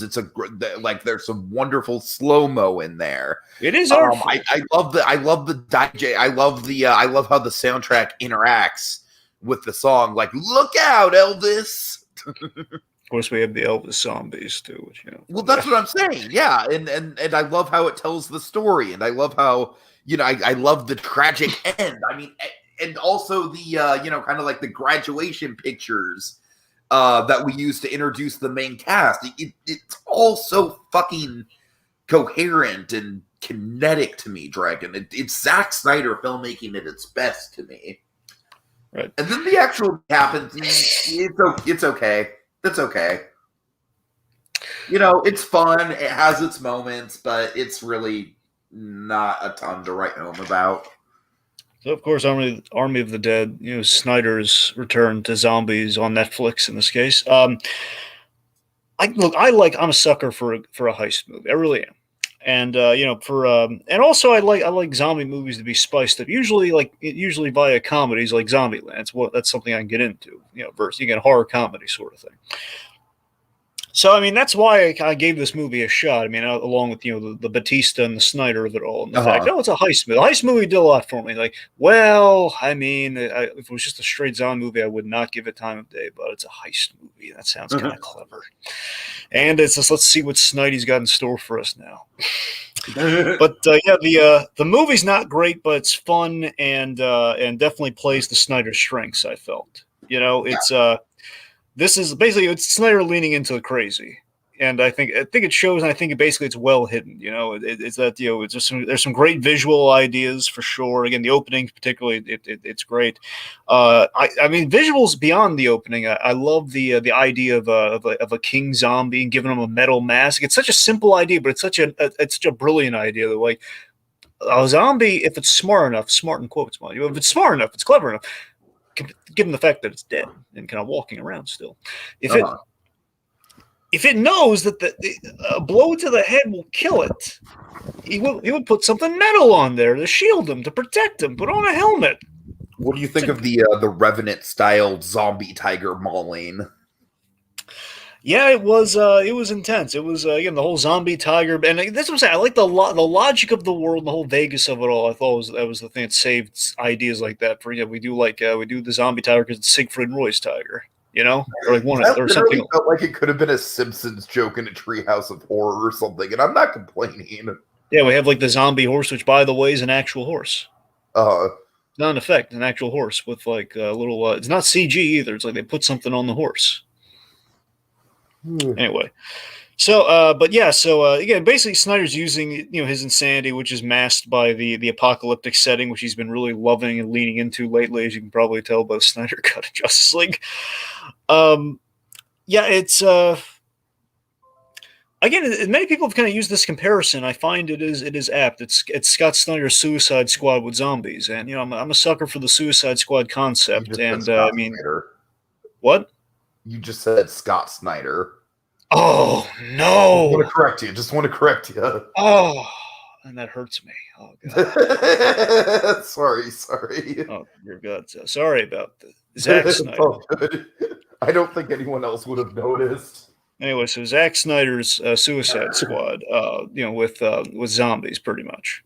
And I think it's kind of an apt comparison. I'm a sucker for the Suicide Squad. Again, I think usually, again, the new one looks like it's going to be great, and something like the animated ones obviously are top tier, and that's the one to compete with. But anyway, I mean, I don't think these characters are nearly interesting enough to be called Suicide Squad characters, though. Well, of course, that's what I'm saying. This is Snyder's version of the Suicide Squad. Ergo, lack of characters. Oh, and the daughter sucks, and she literally zaps all the life from the movie whenever she's on screen. Biggest problem again. I'll be along for the fun ride of the movie, but here's the thing: I just kind of dig my heels into. Okay, the biggest problem in the movie.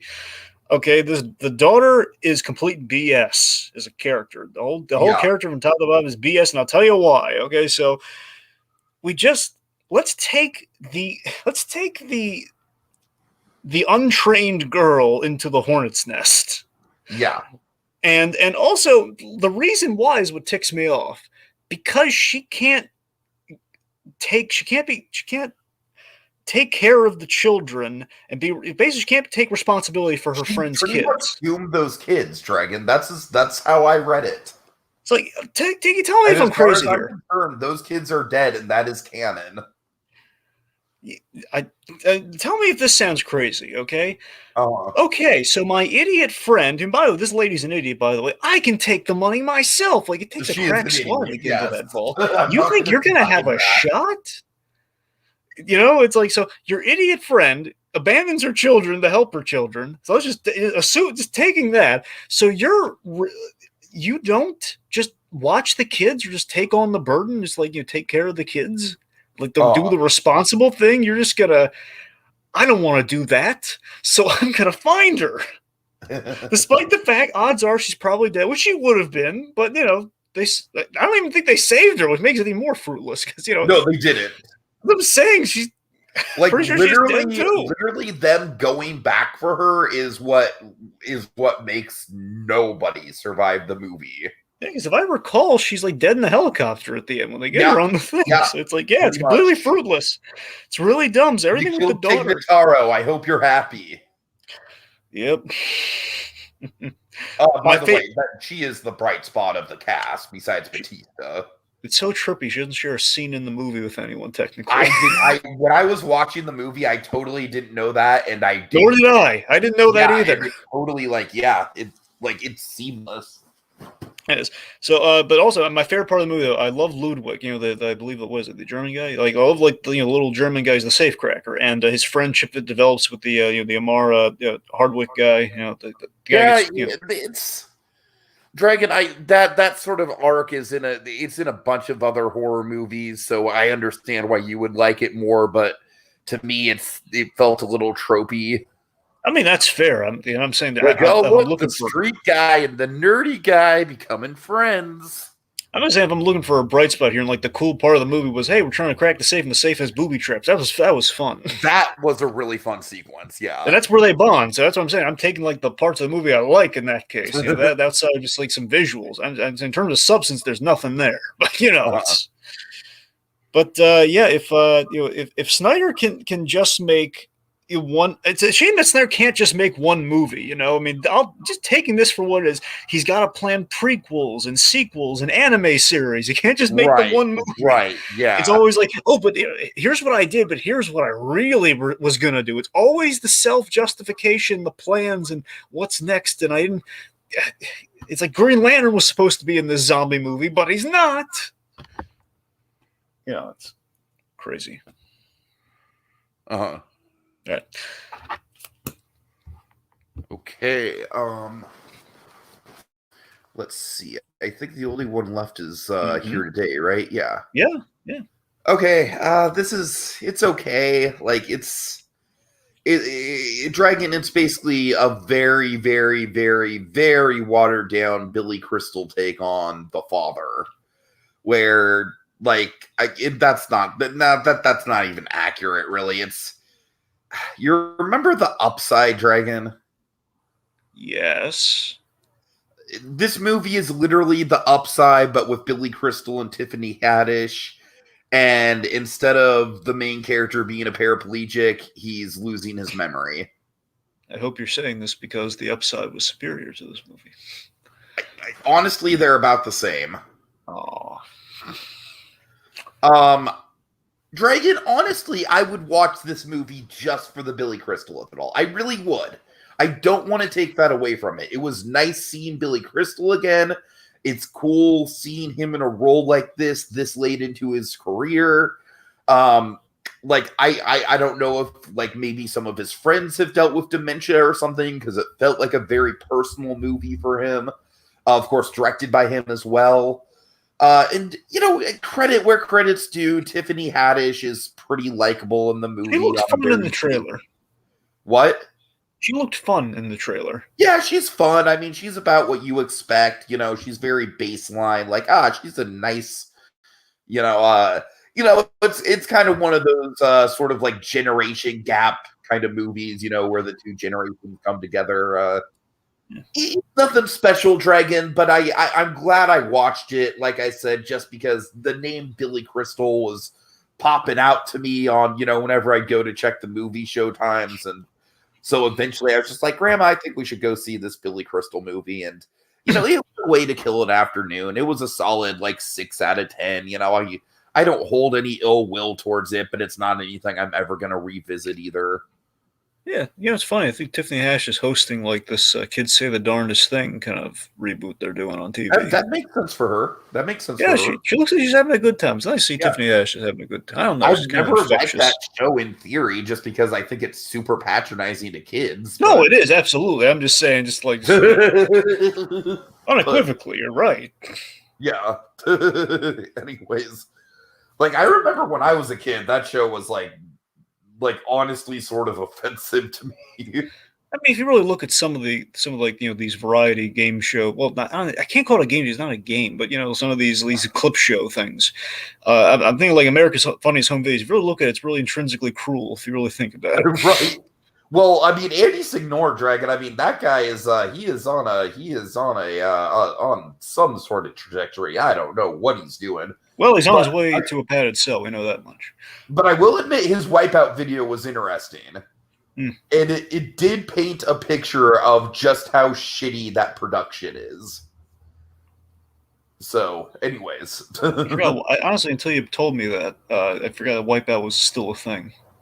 Yeah, it's still a thing. And it's basically just like an assembly line of injuries, Dragon.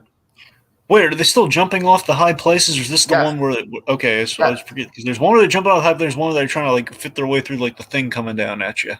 No, they're jumping off of high places and shit. Yeah, it still seems like a dumb idea. Yeah. Anyways, right. Like you will straight up get cut from the show if you don't have an animated fall. All right. Anyways, sorry. Go ahead. Well, I guess now we switch over to catch up.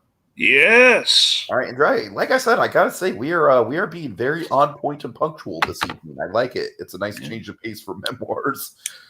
Okay, let's see. So for catch up, let's quickly talk about the Ewok movies. Caravan of Courage, and also we spaced it out this time. So.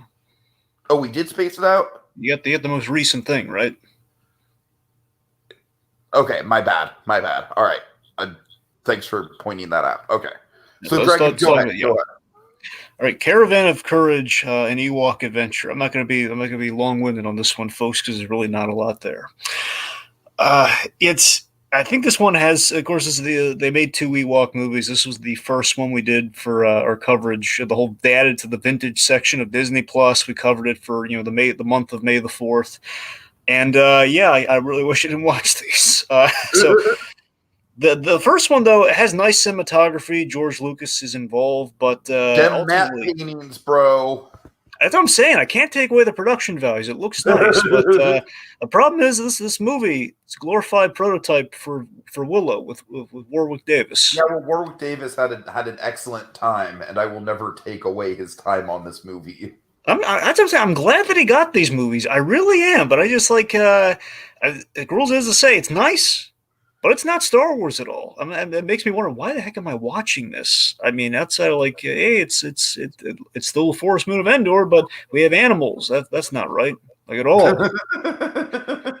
It is not the Forest Moon of Endor. It is literally just the back roads of my hometown, and that's not even that. That's actually accurate. It ain't Star Wars. Just parenthetically, it ain't Star Wars. Dragon, high schoolers in my film class have shot movies at the exact same locations that this movie was shot at.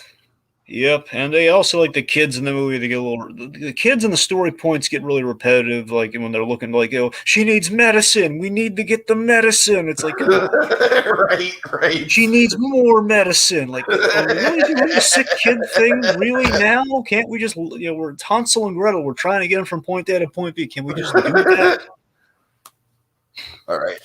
So, okay, so big one, Dragon, the father. Yes, so I finally have been able to watch The Father. So again, I'm going to be vague because we're going to talk about it in detail this coming month. So I'm just going to give you my overall impression. So yeah, we're gonna do a Father's Day podcast on The Father, which is just gonna be all kinds of a pick me up. Yeah. All right. So this was great. I thought this was great. Stellar performance, from Anthony Hopkins. Very clever conceit. I was really blown away by the conceit and the idea of a father losing his faculties and kind of viewing that from his perspective. I thought it was a great idea. Big sell of the movie. And folks, all I'm going to say is I'm definitely feeling it. And the last thing I'm going to say is that, folks, you will, if you see the ending of this film, you'll understand why Anthony Hopkins got the Oscar. That's all I'm going to say. Absolutely. That's the moment. Again, had the Oscars been remotely done competently, I mean, I know it would have been a spoiler, but again, had they played like that ending clip or something, and they'll be like, okay, now we get it. Okay, now we're a little satiated. I mean, it's a tough break. We had two great actors. It's a shame we couldn't have tied. I know that technically that wouldn't work, but it's like a shame we couldn't do a tie or something. But And I mean, I also tip the scales in that The Father, like as a movie, is way more memorable than Ma Rainey. Yeah, I mean that too. I mean, Ma Rainey, again, I think Chadwick Boseman's performance is amazing. The performances are great in the movie, particularly his, but the ending is not great. The movie as a whole, like I really do love the setup of the movie, like the tension and a confined space of it all, but it doesn't deliver on its promise. It's a stage play before it's a movie, and I mean, that's good. And that's nice and dandy, but not really a movie. Right. All right. So the Ewok sequel. So Ewoks, the Battle for Endor. I mean, this has Wilford Brimley, which is like, it's something. It's something. Thinking not even Wilford Brimley can save this. Okay, it's this one. They double down the fantasy angle. We have like castles and wizards. It doesn't feel like Endor remotely. Like, the Caravan of Courage Endor felt like budget Endor, but it's still Northern California. But there was at least an attempt made. It feels like what are we even doing now? I think the most egregious sin. We made Wicket talk. Oh God, yes. That's where I just dropped. That's where I just dropped it. Okay, that's it. I'm out. I wanted to be. I'm out. I love how you brutally kill the entire family from the first movie. Spoilers, except for the little girl in like the first 3 minutes. Yep.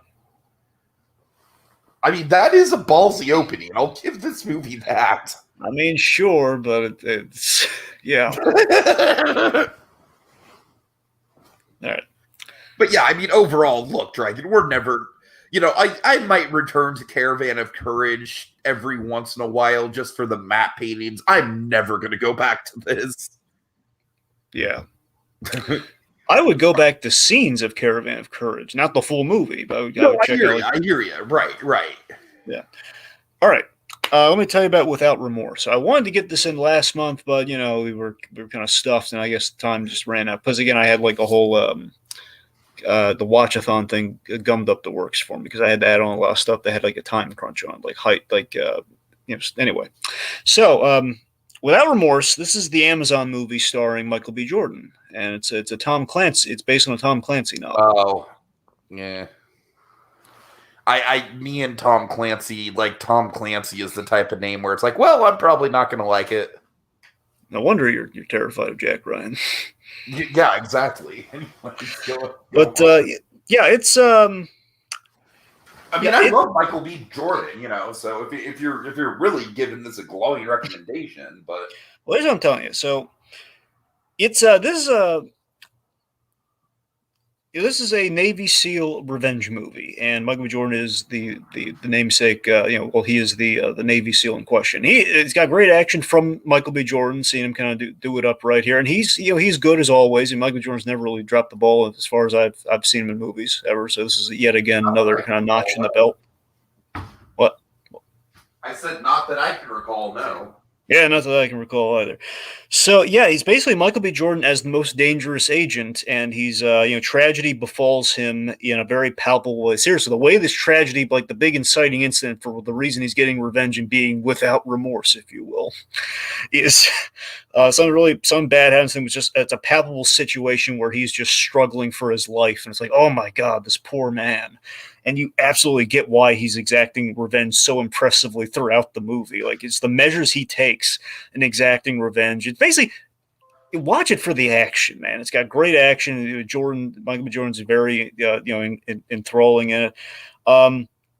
It seems like they're trying to build a Tom Clancy verse on Amazon, just given the way of the Jack Ryan show. I think this technically dovetails into that somewhat. And they're trying to do a sequel to this, which is like a team that they're putting them on. So they're kind of slowly but surely building like a cinematic universe of kind of our CIA and kind of Navy SEALs, kind of our most dangerous agents in their respective fields. John Krasinski being less physical, more kind of the intellectual guy on the team. But anyway, maybe like a Reed Richards type. I'm saying that for Marvel listening. Just gonna let that hang in the air there. But yeah, it's good. I just think we have one of those climaxes where it doesn't necessarily get bad by the third act or anything. It's just kind of messy in that we're shooting a lot. It's like, who's shooting at us again? It's like one of those things, you know? It's like, wait, who's shooting at us in this kind of this crazy situation right now in Act 3? But taking that out of the equation is pretty solid. Yeah. Okay. Midnight Run. I mean, I don't have a lot to say about it that we haven't already said. It's super solid. Like, it reminds me, it makes me miss the era when like big budget comedies could be like a big deal and be sprawling to a certain extent. I love the kind of like Blues Brothers style, like lining up of the dominoes through this movie, where it's like there's just consistently like issues that the main characters have to work through, and it just never gets any easier. There's always some sort of obstacle, and it just keeps building on each other. Of course, Charles Grodin is fantastic. Plays really well off of Robert De Niro. Yada yada yada. What more do you want, Drake? Yeah, it's a classic, and finally, glad you watched it. So we could kind of pay tribute to the man very appropriately. And of course, the whole movie inspires Bagman, one of the great episodes from Better Call Saul in its most recent season. So it's all relative. All right, and also one of the influences behind Toy Story with the whole buddy movie model. So it was very much one of the So Midnight Run, big legacy for it. Okay, let me tell you about a documentary. So MLK FBI. So this, I don't know if you've heard about this. Or seen like this it's HBO, right? No, it's on Hulu at the moment. It was basically one of those. No, I have not heard of it. Yeah, this is one of those cases of the whole pandemic screwed the release, where it was supposed to come out last year. In this case, it got released January 1st, and now it's on Hulu. So, this is a great companion piece to Judas and the Black Messiah. If you like that movie, I think you'd like this documentary. It's pretty much about the background, basically kind of about the Jesse Plemons story in that movie from the FBI side of things. Where it's, the whole movie is about J. Edgar Hoover and the FBI's shady tactics to take down Martin Luther King from 1955 to 1968, and it's basically them trying to smear his name in the black community and trying to spy on him, and they're digging up stuff and they're trying to besmirch his name so again he doesn't rise essentially to Messiah status, as again the whole Judas and the Black Messiah was kind of getting themed around, if you will. Sure. One of my favorite things in the movie, it's a great scene where basically publicly, because J. Edgar Hoover's just because he's been really been treating Martin Luther King really badly in the press and everything, publicly he has to make nice with Martin Luther King. He has to take a meeting with him. It's kind of awesome, and it didn't go well. So you have that going on there. But it's just that Tiki has to walk away with this movie, and it's a well put together documentary. It's just staggering the lengths Hoover went to preserve status quo. And I think the interesting thing with this and Judas and the Black Messiah, when you look at these stories, is that it's such an interesting perspective that the FBI has. Their imperative is to protect people and to keep things spinning. Try to keep things as normal and just like keep the status quo, kind of spinning. Yet they won't allow progress, and at least at that time, they won't allow progress because it wasn't part of the original mission statement. We never factored these people or this race into the initial equation. Therefore, we can't let things change, or else we're going to view it as like a terrorist sort of thing, kind of like Judas and the Black Messiah kind of went through the events with. So, the topic is very interesting in the documentary. Well represented that. I mean, is it Judas and the Black Messiah? No, but it's a solid documentary. All right, cool. Okay, let's see what's up for me. Super intelligence. Okay. Yeah. Yeah, so this Dragon, I promised you that I would watch this movie when I needed some sort of mental pick me up, and I did just that. And Dragon, this movie is more comfortable than a snuggly warm blanket. Right. Right. It's not a great movie by No, I know. any Yeah, no, stretch, of course not. but it is a Dragon. This is like a textbook example of a comfort movie for sure. But would you say it's like the best Melissa McCarthy movie you've ever seen, though? Yes, unequivocally yes. Like, Yeah. I mean, I liked the spy one that she did. I thought that one was okay, but mostly just because I like Jason Statham having to put up with her bullshit. That was a fun dynamic. But He was like anyways, he was also a screw up in that movie, too, which is, right. I don't know, like, But Bobby Cannavale is the romantic movie lead that I never knew I needed. I love me some Bobby Cannavale. I love when I mean, he is so charming in this movie, Dragon. I love that he's kind of becoming, because ever since he showed up in The Irishman, I love that he's kind of with that he's kind of cementing his status as, he's going to become maybe one of the classic actors if we're lucky. He's going to become kind of pop up. Anyway, But yeah, I mean, the James Corden thing is just it's wonderful. yeah, It is it's such a clever conceit, especially the fact that it's like they self-acknowledge it's like, no, that is James Corden's voice. Like in the plot of the movie, in canon, it is James Corden's voice. I love it so much. That's what I'm saying. It's the charm of the movie.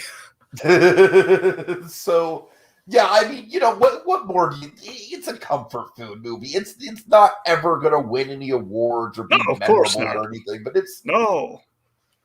Dragon. It's a chicken. It's a bowl of chicken soup. Yeah, I'm saying. I just wanted to. I was hoping it was going to still be, all comfy and cozy. In terms of, it's a movie, probably the best, most McCarthy thing in a long while, if ever. I mean, let's be honest.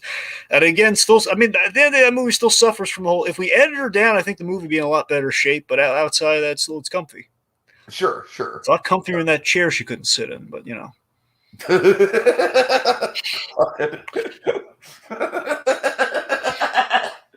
I'm sorry, Trey. It's just stupid gags like that are kind of exactly why this movie is so comfortable. It's like, oh look, Melissa McCarthy can't sit in the bouncy chair. Yep.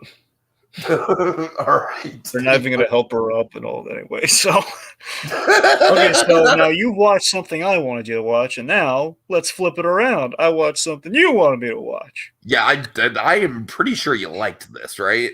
I thought it was solid. I don't think I like it as much as the Netflix Fire, documentary, but it was good though. Well, no, I never said it was as good as that. I just said it was in the same vein as that. Oh, I know. I'm saying you said in the same vein. I'm just saying that's where it comes down for me. Where I still I like that more than this. But yeah, this was this was good. It was we have like kind of the cult leader charisma of a CEO going on here, which is really it's kind of eerie. I like it. We kind of have that clever call out of the realization. What do we do here? Like what do we really do here? Right, yeah. I mean, it's real estate, but they barely talk about the real estate, and that's kind of the point. Like, yeah, we really don't talk about what we do here. We're just like we're focused on being a company before we're busy worrying about real estate. That's kind of the problem. And it's because we're dealing in company spirit and empty promises. They get from a very cult like kind of leader of a CEO with this Adam Newman guy. Mm-hmm. It basically got it was really heady is that we had the guy actually do the interview, which usually we don't get in this sort of thing, because usually there's a lot of shame involved in these too big to fail stories. Not this guy, bigger than life personality in the interview. This guy is he's like exactly what Kevin Smith was thinking of when he said, "I'm a publicity whore." Pretty much, it's like this is like the non-humble version of Kevin Smith. Right. Sure. So yeah, it was good. I don't know if I'd go back to it as much as some of the other documentaries in this line, but I would go back to it at some point. Just, maybe not immediately. Yeah, that's fair. Yeah. All right. Okay, so you're talking Paul Bettany next. Yes. No, Persistence I'm of kidding. Vision. So last month I saw the Thief and the Cobbler, the recobbled cut. This month I watched the documentary that's associated with the recobbled cut. Where did you find this, by the way? It's just on YouTube. Yeah, I wonder if I don't know if I've seen this before because I definitely caught Or my maybe interest. But Daily Motion. Maybe I had to look on Daily Motion or something. I don't know. I'm gonna look into it at some point. Anyway, I'm sorry. Go on. Persistence of Vision. Go on. I mean, it's exactly what you think it's going to be. It's, it tells the story of Richard Williams and, how Disney basically just ripped the concept out from under him with Aladdin, and then the studio rushed the original Thief and the Cobbler out, and the story, like it's all the pieces. It's told in a really good way though, Dragon. It's told like it kind of has like that sweatbox quality of like, oh, this is That's what I was hoping to hear. I was waiting for it. There we go. Yeah, like this is a documentary where it's like it's not, like it doesn't necessarily make the animation industry look great. It's not like I mean, with the title Persistence of Vision, obviously it's all about kind of like the decades-long struggle to actually get the movie made. And it is super frustrating in some respects, but also super inspiring in other respects. I don't know. The Thief and the Cobbler is just kind of like a really weird enigma of a thing. Just, it's just in a lot of different regards. But Dragon, yeah, I honestly, I really can't quite remember how I dug this one up. I don't know if I don't think it was as simple as it just being on YouTube. I want to say it was maybe 1, 2, 3 movies or something, but it's worth looking into. Like, I mean, it didn't blow me away like the actual recobbled cut did. And, I just want to state for the record, I think Thief and a Cobbler is like inherently kind of like an okay movie with fucking amazing visuals. Like, right? Like the story has never really blown me away with the Thief and the Cobbler. It's really more the animation itself. So just want to get that in there. But yeah, it's it's certainly worth looking into, and it definitely has the it's not as compelling as the Sweatbox, but few things are. Okay. All right. This next movie, I really want you to pay attention to here. Okay, this next one, Synchronic. Okay. Synchronic is on Netflix. It was one of those. It was released in. It was released in 2020, I think, and ended up on Netflix now. I think it was like a release thing yet again because of the stupid pandemic. But so this is an Anthony Mackie film. So this stars Anthony Mackie and Jamie Dornan, the 50 Shades of Grey guy. So anyway, so the two of them play paramedics, and this is done by the director is like a directing pair here. This is Justin Benson and Aaron Moorhead. Now these guys they do some sci-fi horror stuff, and actually these guys, I don't know if they're directing or writing because they do a lot of that they do both writing and directing as a pair. They're going to be working on Moon Knight for all 6 episodes, the Marvel show coming up. Mm-hmm. Anyway, so the premise is, this is a there's like a sci-fi drug that's going around, and people are dying because of it. Mainly, it's so Synchronic. It works on young people and people with certain brain abnormalities. And I'll admit, it starts a little slow, but my God, it picks up majorly once we reveal what the Synchronic does, like what the deal with the Synchronic is, like what it looks like when you take it. When that's when things pick up. It's just. Anthony Mackie, he really gets the shine in this, and again, once that happens, that's when he really gets the shine. Particularly, he's basically this lonely, ailing EMT, kind of drowning his sorrows, and he has a very tragic reason why. And basically, once he's kind of a man possessed. Once he's unraveling the mystery of Synchronic, and it's a cool, heady concept worth looking into. He goes on a mission to save Dorman's daughter, and it's very interesting and very scary in places. There's a sci-fi horror component to it I think you'd really like, and it would really gobsmack me once the premise got going after like the first, I don't know how many, 10, 15 minutes or so. Cool. All right, Dragon, you did not put one of my favorite movies that I saw this month on the list. So I'm going to go ahead and say, fuck talking about Santa Jaws. We don't need to talk about Santa Jaws. It's a meme. It's trash. I'm not even going to give it the time of day. Instead, Dragon, I would like to highlight another, I believe this was on Prime. I'm pretty sure it was on Prime. Yeah, it was on Prime. Prime horror movie. But this one actually feels like a horror movie in the best sense of the word. This one feels like an old school, like new Hollywood horror movie. And that is Saint Maud. Tiki, it's on the list. If you'd like to switch it, you are welcome to, but it is on the list. Just as you're besmirching my name I'm sorry, here. Drake. Wow, we have more than I thought. The list did that stupid thing with the I know, yes. This is why I told you earlier to check the most recent version sent. But anyway. I am checking. This is the. I know you are now. I'm just saying this is why I warned you ahead of time to avoid this problem. But anyway. All right. Santa Jaws is trash. It's not even worth the meme. Moving on, Dragon. Okay. Okay. All right. Future Shock, 2000 AD. So I tried to get this in last month. Because I watched the Dredd movie, because the 2000 AD is the comic company that did Judge Dredd. And, I had the whole watch-a-thon thing happen, so I wasn't able to add this to the same month I was watching Dredd. Anyway, so basically 2000 AD was kind of the, it's a UK comic company. It's all the UK premier talents really, they gravitated towards here. Like Alan Moore, Dave Gibbons, Garth Ennis, Grant Morrison, you name it, all the English talent, Brian Bolton. They really made a name for themselves with 2000 AD. Again, the flagship character being Judge Dredd. They really have like an English kind of rebel kind of comic company. That's kind of the whole shtick. And that's kind of what the documentary explores. It's very anti-establishment. Again. Calling out things through the Judge Dredd character. They kind of cover, the having their films adapted and how that's which is not gone well. And of course, when they finally get it right, no one's doing anything with Judge Dredd. So after Carl Urban took the role, so it's pretty much what it is. It's just kind of like a nice little overview of kind of the unknown comic company. At least to me, I knew nothing about 2000 AD. It's more of a kind of a diehard kind of deep cut kind of series, Yeah. All right. Cool. So now tell me about a documentary I also want to see, but I've not yet. Yeah, you know what, Dragon? I've not yet either.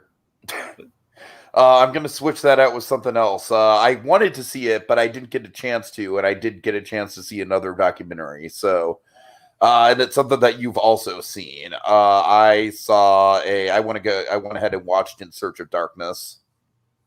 Ah, well, which part? Part 1. Okay, there you go. Okay. So In Search of Darkness. Hey. It's cool. It's good. My problem with it is it feels very much like a web series where it's like, hey, let's take a bunch of different topics and spend like a minute a piece on it. And because of that, it's hard to get any sort of a grasp on any sort of like narrative or structure. And that just kind of bothers my OCD as far as a documentary goes. But, as far as just like talking heads talking about horror movies goes, it's super digestible. Like, it's super watchable for sure. And Dragon, as for the Saturday Night Live thing, I do very much intend to watch Live from New York. I just didn't get a chance to. And then I also remember that I had watched this. So, I just kind of wanted to switch it out. But I will say that I've been going down a rabbit hole of Saturday Night Live, and the show's still pretty good. There's a lot of funny stuff on there in recent years, I got to admit. But anyways, I digress. Okay. All right, that brings us to Clifford, which you've seen, but I have saw now for preparation for the Charles Grodin of it all. So look, Clifford is like Grodin is obviously the big takeaway, right? Yeah, it's a tough sit for sure, kids. But Charles Grodin is a tough sit because of Martin Short. But like Martin Short is the vegetables and Grodin is the dessert. Yes, and of course we know what flavor that dessert is. It's chocolate. I need chocolate.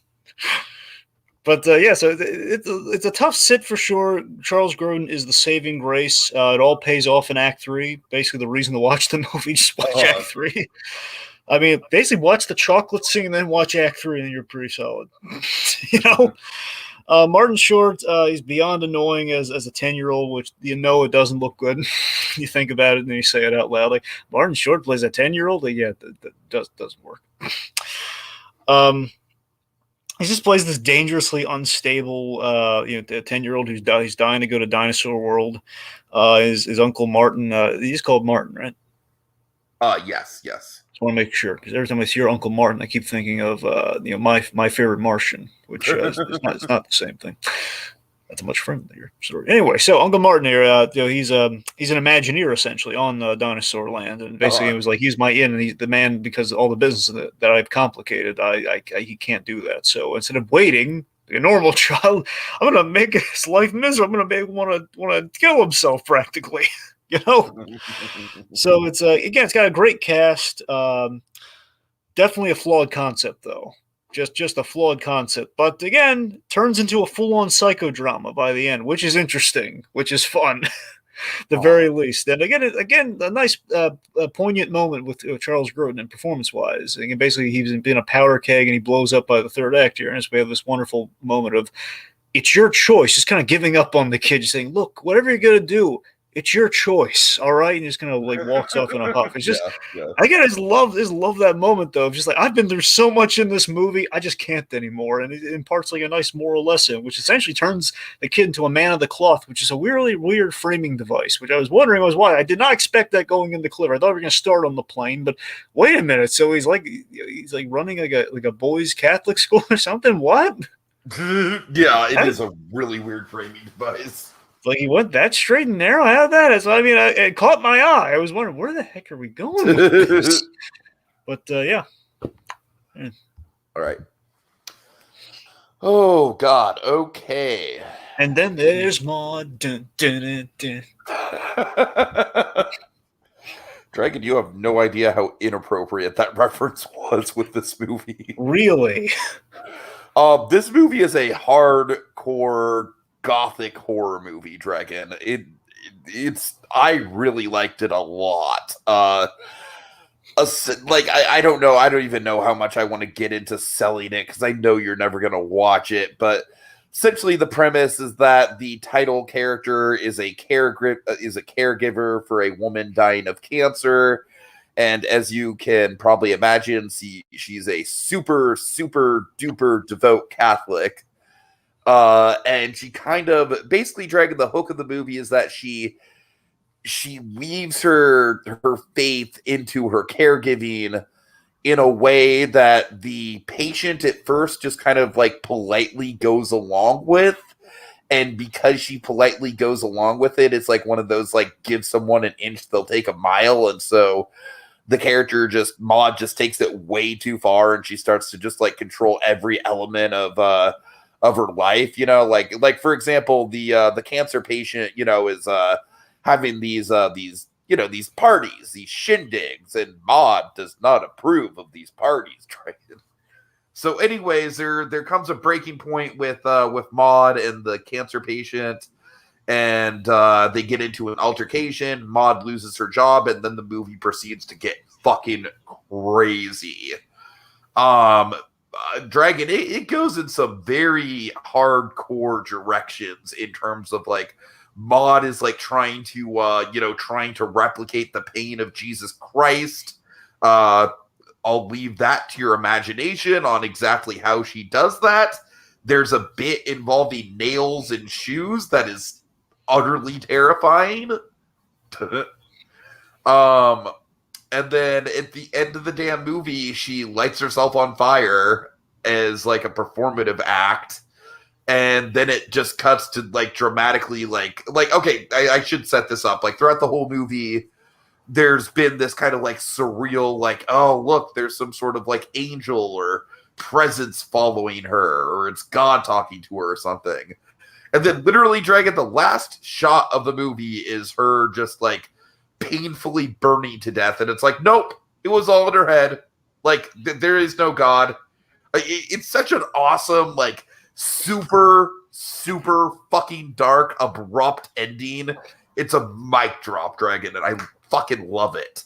And the whole movie is just kind of like soaked in this sort of like seaside small town atmosphere. Like the house of the cancer patient is this like big mansion that's on the side of a cliff overlooking the seaside, and so the whole thing just kind of has like, it's got a really great sort of like time and place established to it. Overall, Dragon really just reminded me of a sort of like a Rosemary's Baby sort of horror movie. Yes, I name dropped that intentionally because of the Grodin of it all, but just like one of those like really dark, like the kind of horror movie that a true auteur director would make. It doesn't feel like anything that's getting released nowadays. It felt very refreshingly dark and non-studio friendly. All right. Speaking of Grodin, so I did a movie in my research for Grodin that he features in. He's not a big part, but he's kind of like a part that kind of gets the ball rolling. So he's kind of like, as a character, he's kind of a pivotal to the movie. So the movie is called The Couch Trip. Yeah, this is a fun underrated film. It really is. Features Grodin. Essentially, premise very simple. So Dan Aykroyd, he's the star of the film. Dan Aykroyd fakes insanity to avoid prison. So he's in a mental hospital. But he's a nice guy, though. He actually helps the inmates more than the doctors and the staff do. So Charles Grodin, he essentially is like a Fraser Crane type. He's like Dr. Maitland, I think, Dr. Matlin. And he has a breakdown, so he needs a replacement for his radio show. And Dan Aykroyd's about to be sent to like a prison to a prison because he's basically being caught, and he's like the guy who runs the hospital doesn't like him. So he intercepts his call and it's like, hey, we're looking for a replacement. Thinking that he's the doctor. He says like, oh yes, I'd love to. He's pretending to be the doctor who's about to send him to prison. And he goes to L.A. and he basically becomes like a beloved Fraser Crane to everyone, just not being a doctor at all. Walter Matthau's in it. He plays like a crazy homeless guy who kind of befriends. It's got a nice heart to it. He kind of befriends him as a sidekick in the film. It's Charles Grodin goes crazy in Act 3, which that works. Always tends to work for him. Yeah. Yeah. But Aykroyd's great in the film. He's very likable as kind of a real talk psychiatrist over the radio and kind of charming the masses. He was also running a con, so that was fun. I had a good time. Cool. Okay. Oh god, the Ruddles. All you need is cash. You're not a Beatles guy at all, Dragon, but for someone who is like marinated in Beatles culture for like pretty much my entire life, I loved this thing. I really did. This isn't like an official Monty Python movie, but it feels like it could be, and it features a lot of Monty Python players. I'm not sure exactly who. I don't remember exactly who. But Dragon, essentially, this is just like a mockumentary about the career of the Ruttles, which is obviously like a very, very, obvious, like they're supposed to be the Beatles. Dragon, what I love about it, first of all, this is maybe the very first mockumentary, believe it or not. Like, so really? This is a trailblazer for a genre that we love. And, what's really fun about this is that they get, it feels very Spinal Tap, but it's like less cynical than Spinal Tap is. Mick Jagger gives some testimonials about the band, and he is very, very on point. Let's see. I mean, just overall, Dragon, it's got just classic, like, super dry British humor. Like, I don't know, just all throughout the movie, there's just these little sight gags and elements that just have me cracking up, just and it's all in the delivery. It's not even really anything I can repeat to you and have it come off. It's really stuff that you just, like I said, it's all in the delivery and the cadence and the visuals. The whole thing's only a hair over an hour long, so it barely registers as a feature film, which is probably my biggest complaint with it. But I mean, goddamn, it had me laughing, Dragon. I mean, I don't think I've had a comedy make me laugh this hard in quite a while. I was really cracking up at this thing. So Big fan of the Ruddles, eh? yeah, I mean, like I said, it pretty much is like a lost Monty Python movie in a lot of ways, So I mean, I would honestly, Dragon, even if you're not a huge Beatles fan at all, which I know you're not, this might be worth looking into just as a historical artifact, as the as the first mockumentary. It might be worth looking into just for that. So, all right, and finally, Dragon, we have one more, and then we're out of here. Go ahead. All right, this is also a horror documentary. This is Horror Noir: A History of Black Horror. So yeah, I've been eyeing this thing for a while, and it ended up being on YouTube, so I was able to watch it. I was like, did you like resubscribe to Shudder or what? No. Again, the watch-a-thon made Shudder available in the first place. So that's anyway. The point being, I mean, I remember this thing being talked up, so that's why I kind of sought it out. I was going to fit it in, but then I realized it's on YouTube, so I didn't have to fit into the thing last month. Yeah, this is a very interesting examination of the evolution of Black actors in horror over the years. This is a really solid horror documentary. I think you'll like this a lot more than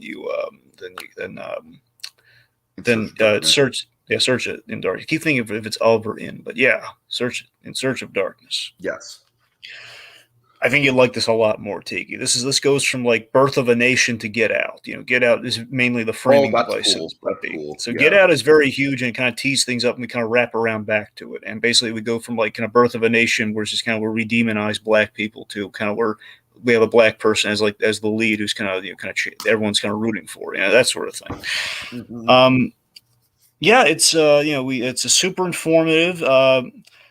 A lot of love shown to Candyman, as you can probably guess. We covered Blackula, and we covered like all the tropes. Like the trope that impressed me, we covered the "Are you okay?" trope, as in we have the standard female Black friends asking, "Are you okay?" Right, yeah.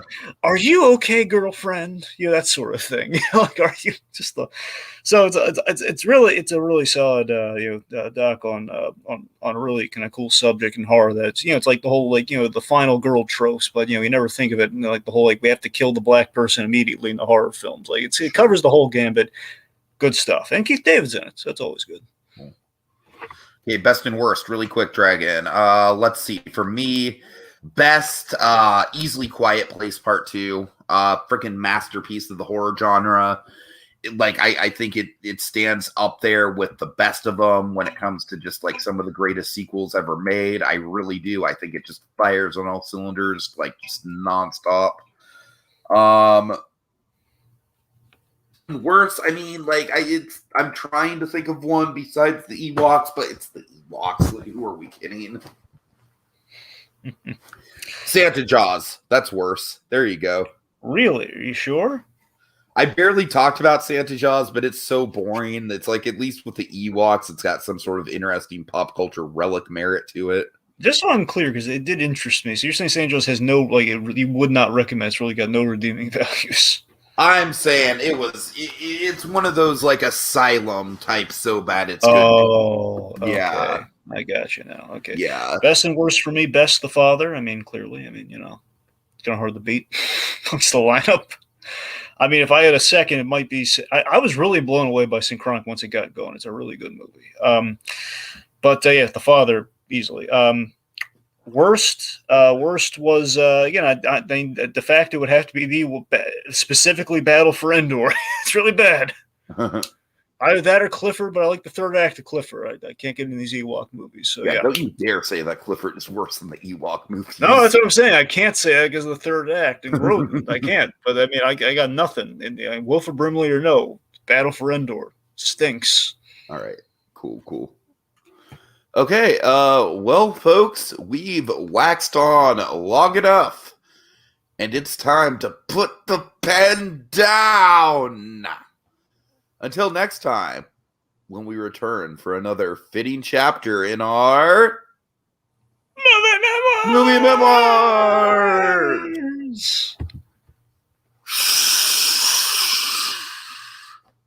You've got to be quiet.